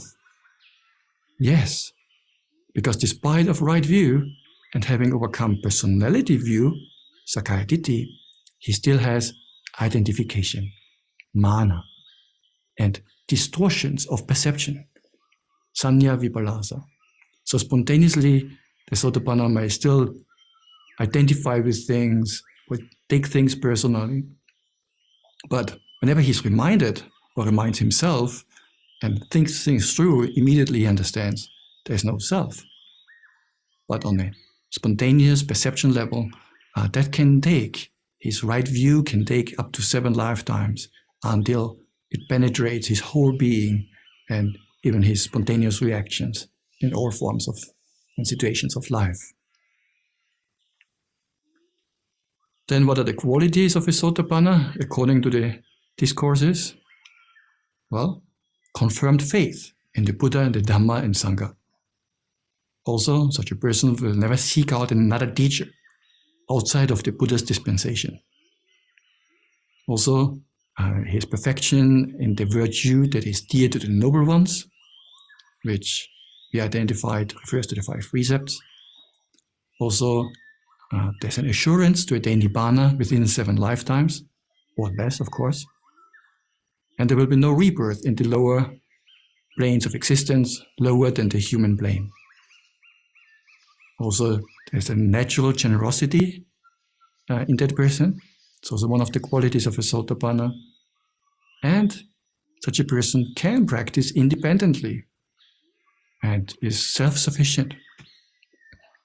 Yet he can probably still speed things up with the help and support of a good teacher. But even if not encountering a capable teacher, he can still progress and reach the goal on his own. This is what it means actually to be on the path, to move forward and eventually reach the destination. Has a Sotāpanna seen or experienced Nibbāna?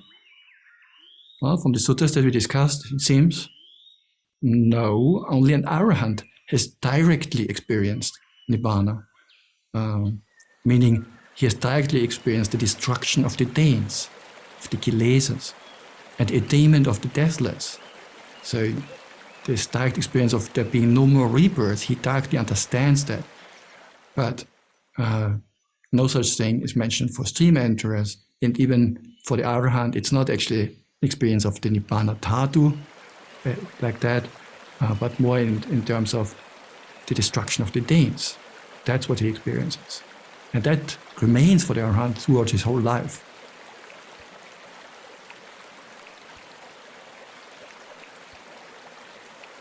This is the beauty of it, you know.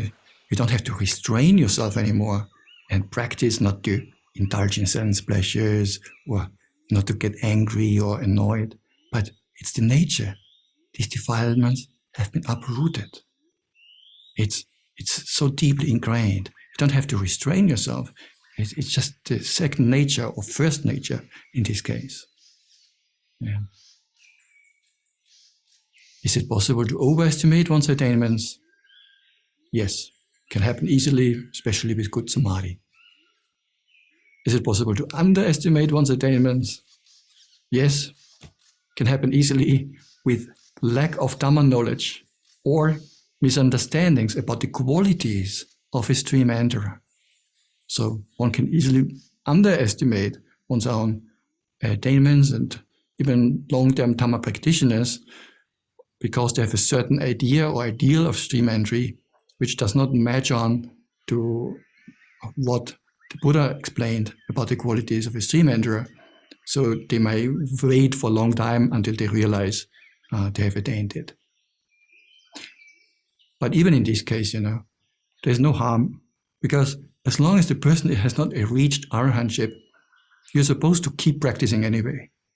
So whether you're now a stream enterer or not, really it shouldn't make much difference, because you would still be required to continue practicing with earnesty, sincerity, and effort.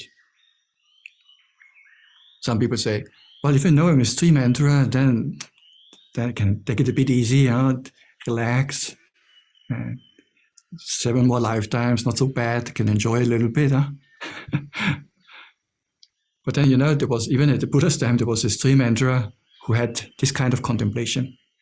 And then the Buddha was reading his mind and appeared straight in front of him and admonished him and said, just as a little bit of feces, of excrement, stinks and is repulsive, in the same way, even a little bit of becoming, of existence, of power is repulsive. So you should not be happy having just 7 more lifetimes. You should try to get out of samsara as soon as possible. Now that's what the Buddha was telling the Sotāpanna, who became a bit complacent and reflected about taking a little bit of a break now. So the simile is quite interesting. Even like a little bit of feces is repulsive. Likewise, even short existence is still to be feared and to be escaped from, according to the Buddha. So, final conclusion. Prior to the 19th century, there was a common belief in Sri Lanka and also other Theravada countries that nowadays it's not possible anymore to attain any paths and fruits. And the monks focused mainly on Dhamma studies and making merit themselves in order to go to heaven and be reborn at the time, maybe of the next Buddha, of Maitreya. But then there came a shift in perception due to the arising and influence of the Burmese meditation schools, especially in the 19th and 20th century, and particularly the tradition of Mahasi. And where meditation centers were established, and people were coming out and having good experiences, and some of them even claimed to have entered the stream. And around the same period of time, also in Thailand, some monks went back to their roots, quite literally. They were living in the forest and starting to meditate again, and which the forest tradition had died out. There was no forest tradition at that time. So some monks started with that again and said, maybe it is possible to attain something, and started to practice. And out of that came this Ajahn Man lineage, where then later his disciples themselves became important teachers like Longda Mahabua, Ajahn Chah, and so on, and who also have supposedly achieved stages of awakening. So both in Burma as well as in Thailand, almost at the same time, there was a revival of the practice, and a kind of motivation spread throughout the area where people said, oh, we can still practice, and it's still possible to attain things. And even lay people were starting to go on retreats, because the Burmese tradition had this setup, came up with this setup of getting people for shorter retreats, and can also progress on the path and supposedly even enter the stream. So that was leading to revival of meditation and Dhamma practice. And even nowadays, according to contemporary reports from monks and laity, we still see them to be fully capable of achieving all 4 stages of Aryanhood, even in our current time and age. So in short, the Dhamma is still available, and despite of its occasional alterations, which is to be expected, after 2,600 years, it is still capable to lead to the 4 noble stages of awakening. Since the Dhamma is still available and we have gained the human condition, we are all human beings, and therefore it's our duty to make good use of this precious opportunity. I leave you with this encouragement, and if there's still some time left, I would like to invite maybe for a few questions, if there are any, or otherwise we can also close it off straight away. Over to the MC, Bobby. Thank you, Bhante, for your encouragement and for highlighting that it's still possible that same stream entry. Bhante, there are about 6 questions here. Can I offer them, Bhante? Okay, first question. What are the foundations and basis of the commentaries? Were they written by Aryans or scholar monks or mere academics? I think it's a mixed bag, because some of the commentaries have arisen already very early in the Buddha's dispensation. And there's evidence that even during the Buddha's lifetime or soon afterwards, that there were already texts handed down alongside with the suttas that offered explanations about the suttas. And these commentaries had the function of providing some background information. For example, often the sutta itself would just give you, okay, the Buddha has a conversation and then maybe admonishes a monk about something and gives him a certain teaching. But sometimes you don't know why did the Buddha speak with him about this topic. So the commentaries would then explain, oh, they had an exchange a week earlier, and that person has this background, and it would give some background about how this conversation started. And that often helps us to understand why the Buddha reacted, for example, in certain ways. Maybe sometimes even a bit stern or strict. But if we don't see the background, we don't know the background story, it would seem a bit strange. But when we do, through the help of the commentaries, then we can make sense of it. So this is the function of the commentary, to provide some background information and also to elaborate on difficult Dhamma terms that even now we've been reading the suttas. There are some terms that are actually quite deep and meaningful, and where it's helpful if you can have a second opinion. So the commentaries would often elaborate on some of these doctrinal terms. So that sense also can be helpful. But as you asked, who is the source for that? They were written by whom? So this was mainly by eminent teachers and scholars, learned monks, partly also by practitioners. Even the Visuddhimagga, it's not a commentary by definition, but it's a work on its own right. But in terms of style, it fits. Even the Visuddhimagga, we can clearly see that practitioners were inputting information for that compendium. It's clearly based also on personal experiences, not only scholarship. When you look through the descriptions of the Jhānas, samatha practices, it's very clear that there was a deep understanding of the mind and of the workings of the mind. Yet, of course, they were not all Aryas or even Arahants, so we have to take it with a grain of salt. And the Buddha explained that whoever says something, even a very learned monk, or even a whole group of monks, a whole Sangha, who say, oh, this is the teaching of the Buddha, we should listen carefully, remember it, and then compare it with the suttas and the Vinaya, as he was teaching them. So if their teaching is in line with what the Buddha says, we can accept it as the word of the Buddha. But if it's contradictory or it does not match, then we should put it aside and conclude, this has been misunderstood by this dear Venerable One. So this is called the 4 great standards. You can read about this principle in Anguttara Nikaya 4.180. It's called the Mahabhadisa Sutta, the 4 great references. Anguttara 4.180. So it's a very important principle. So, long story short, yes, the commentators were learned monks, probably more learned than any one of us here, even in combination. Many of them could memorize the whole Sutta Pitaka, Vinaya Pitaka, even the Abhidhamma Pitaka at that time.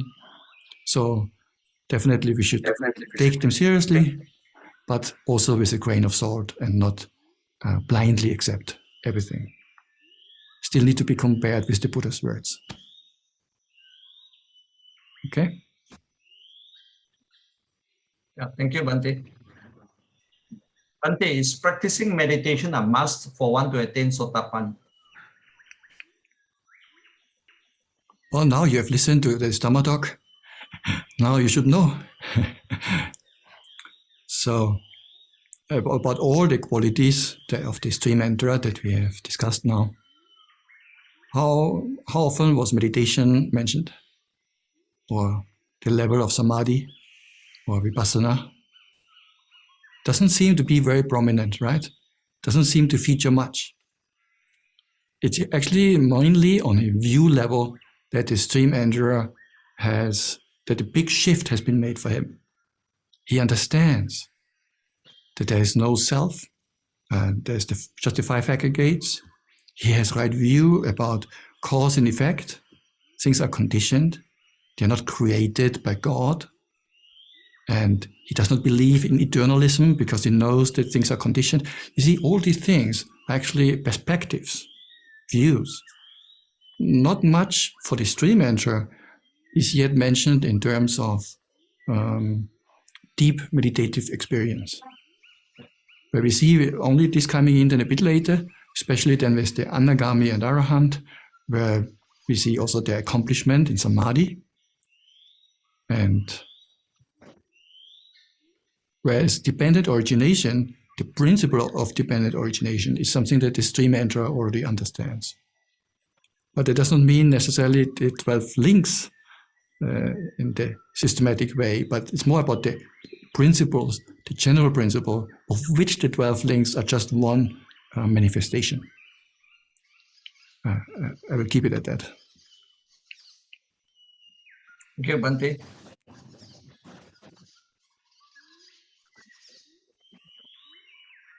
Bhante, how does normal Putujana practice Yata Bhutta Nana Dasana, seeing things as they really are? So, seeing things as they are or as they have come to be refers to the practice of discerning experience, whatever you can observe, through the lens of anicca, dukkha, anatta, and conditionality. So, if you have a feeling, you feel a bit hot on the skin, and then you observe that sensation, the temperature on the skin, and you see also it changes a little bit. Sometimes it gets a bit cooler, sometimes a bit warmer, and so you can see change happening there. So at that time, you already see things according to reality. You see things as impermanent, as changing.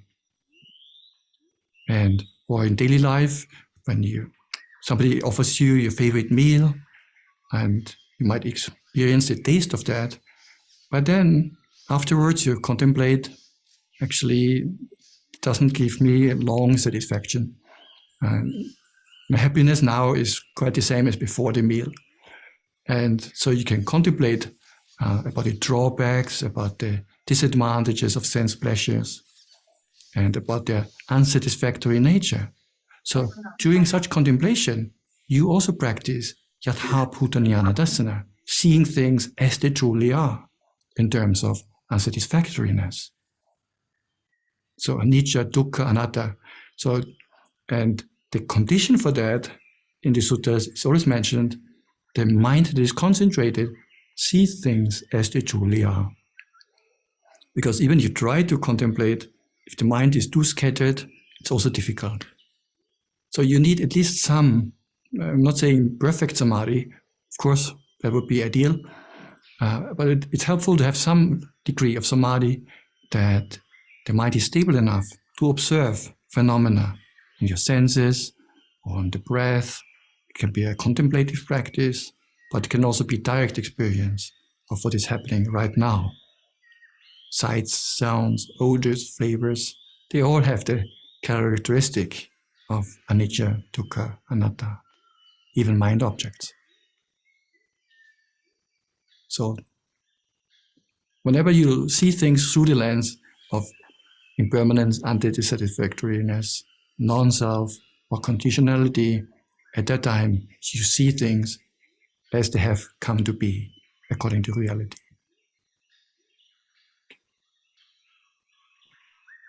Yeah, thank you, Bhante.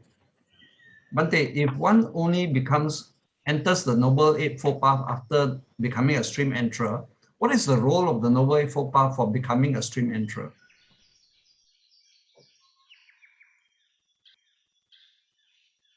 That's a good question, because for those who very quickly attain stream entry, we cannot see much of a prior practice.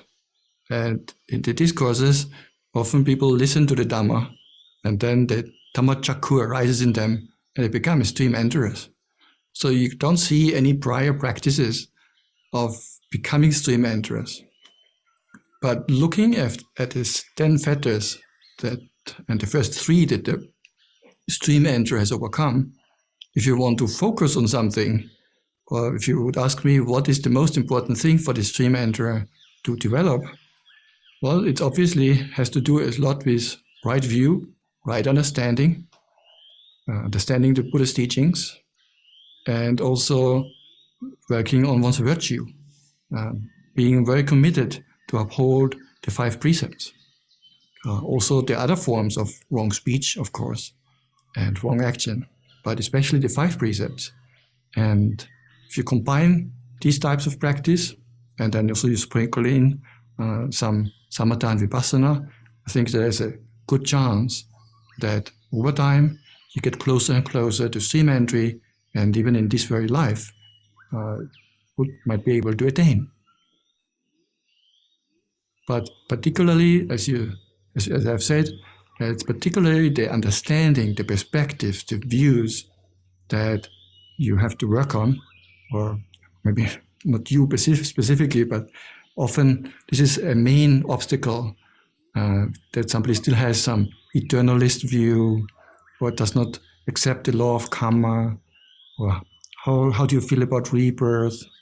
If there's still a kind of denial of rebirth or of law of cause and effect, then it would not qualify as a right view. Even something like agnosticism, where you keep it open. Okay, I don't know from personal experience, you might say, whether there are past lives, future lives, different planes of existence.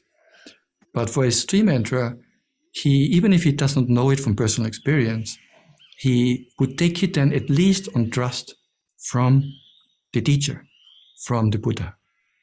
So even things, because this is one of the qualities of a stream enterer, fast trust and faith in Buddha, Dhamma, and Sangha. So he gives the benefit of the doubt about those teachings that he has not yet personally verified, and then eventually you can verify more and more of them. And then your initial trust and faith will be substituted with personal experience.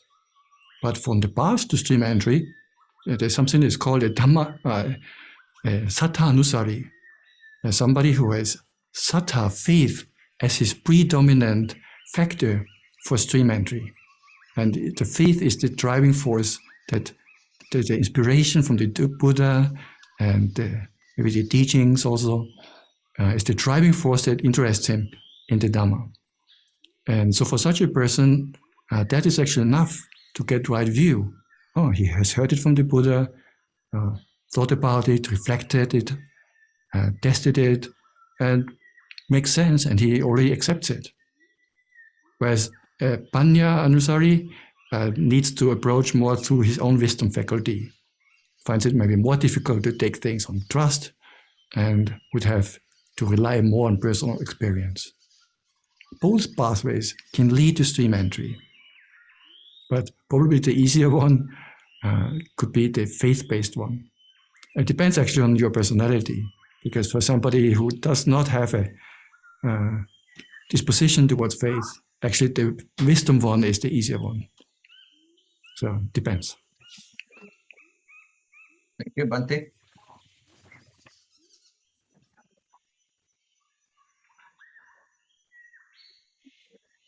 Bhante, on the 5 hindrances, how do they see the path if the view of perception is not cleansed of 5 hindrances through jhana?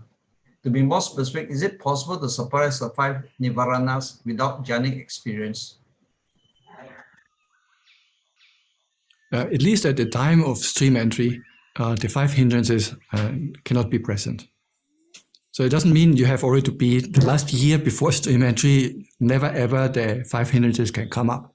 That would be a very high bar and very unrealistic.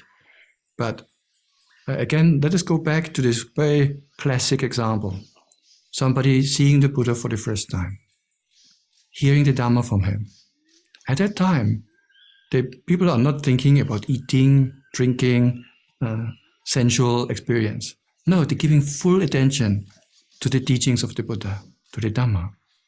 And when the Buddha sees that their mind is free from the hindrances, free from obstacles, then and only then he gives them the teachings that are special only to Buddhas. Only then he explains to them the Four Noble Truths. And then often as a result, because the mind is ready and is not overcome by the hindrances, because you're hearing the Dhamma, you're listening to the Dhamma, at that time the Dhamma Chakku arises, and the person often understands whatever is of the nature to arising will also cease. So you might not have to practice weeks, months, or years of jhana in order to suppress the hindrances. It can be done in this way, very good, but it can also be very quick and very spontaneous, because the 5 hindrances can also be temporarily abandoned by Dhamma activities, like listening to Dhamma, reciting the Dhamma, walking meditation, sitting meditation, loving kindness, so many ways of overcoming, but not only through meditation, also by contemplating about the Dhamma. On that occasion, one sutta explains, on that occasion, the 5 hindrances are abandoned or suppressed, if you want. Thank you, Bhante. Bhante, can a monk declare that he's an arahant to an assembly of lay people, yogis? No. Even if a monk is an arahant, we have a Vinaya rule, a monk's rule, not to declare that publicly or not even privately to only towards other monastics, to other monks. He could declare it, but even then, actually, we are quite circumspect, and maybe to close disciples or to his own teacher, he would open it up at the right time. But it's not considered like good manners somehow to show off or to make it so open. But it's not a Vinaya offense. Among the Sangha, it's completely okay. And there is also a tradition, actually, when a monk gets old and just before he passes away, it's a tradition that the other monks will ask him at that time, whenever one, is there any attainments that you may have attained and achieved throughout your lifetime? And because if the answer is yes, then such a person is worthy of a thupa, of a stupa to be built in his memory. If he's an arahant, or at least an arya, then his remains, his ashes after the funeral would be worthy of being put into a thupa. So in the old days, they wouldn't make a thupa just for everyone, but for those who are highly attained, such a person would be worth it. So that's why the monks ask him before is passing away, which indicates that they did not ask him beforehand, and that it's not that they didn't speak about it all the time very openly. Otherwise, they wouldn't have to ask him in the last moment. So there's a little bit of holding back, but then also an openness between friends or close associates, co-practitioners, monks among themselves. Yes, sometimes we do share these things, but certainly we want to keep it low profile, and especially once the laity finds out about it, it's so easy to become famous, popular, donations. So it can be a really bad incentive for spreading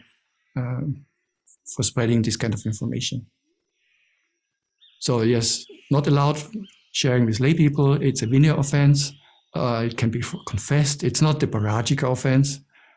Parajika would be only if you know you're not a monk, but then you claim to be a monk. If you know you're not attained, but you claim to be attained, that would be very serious. That other offense of making it open towards lay people, we call is a pachitya offense. So it has to be confessed to another monk, and then should not do it again in the future. Okay, that's the last question for the day. Thank you, Bhante. And Bhante, share the merits.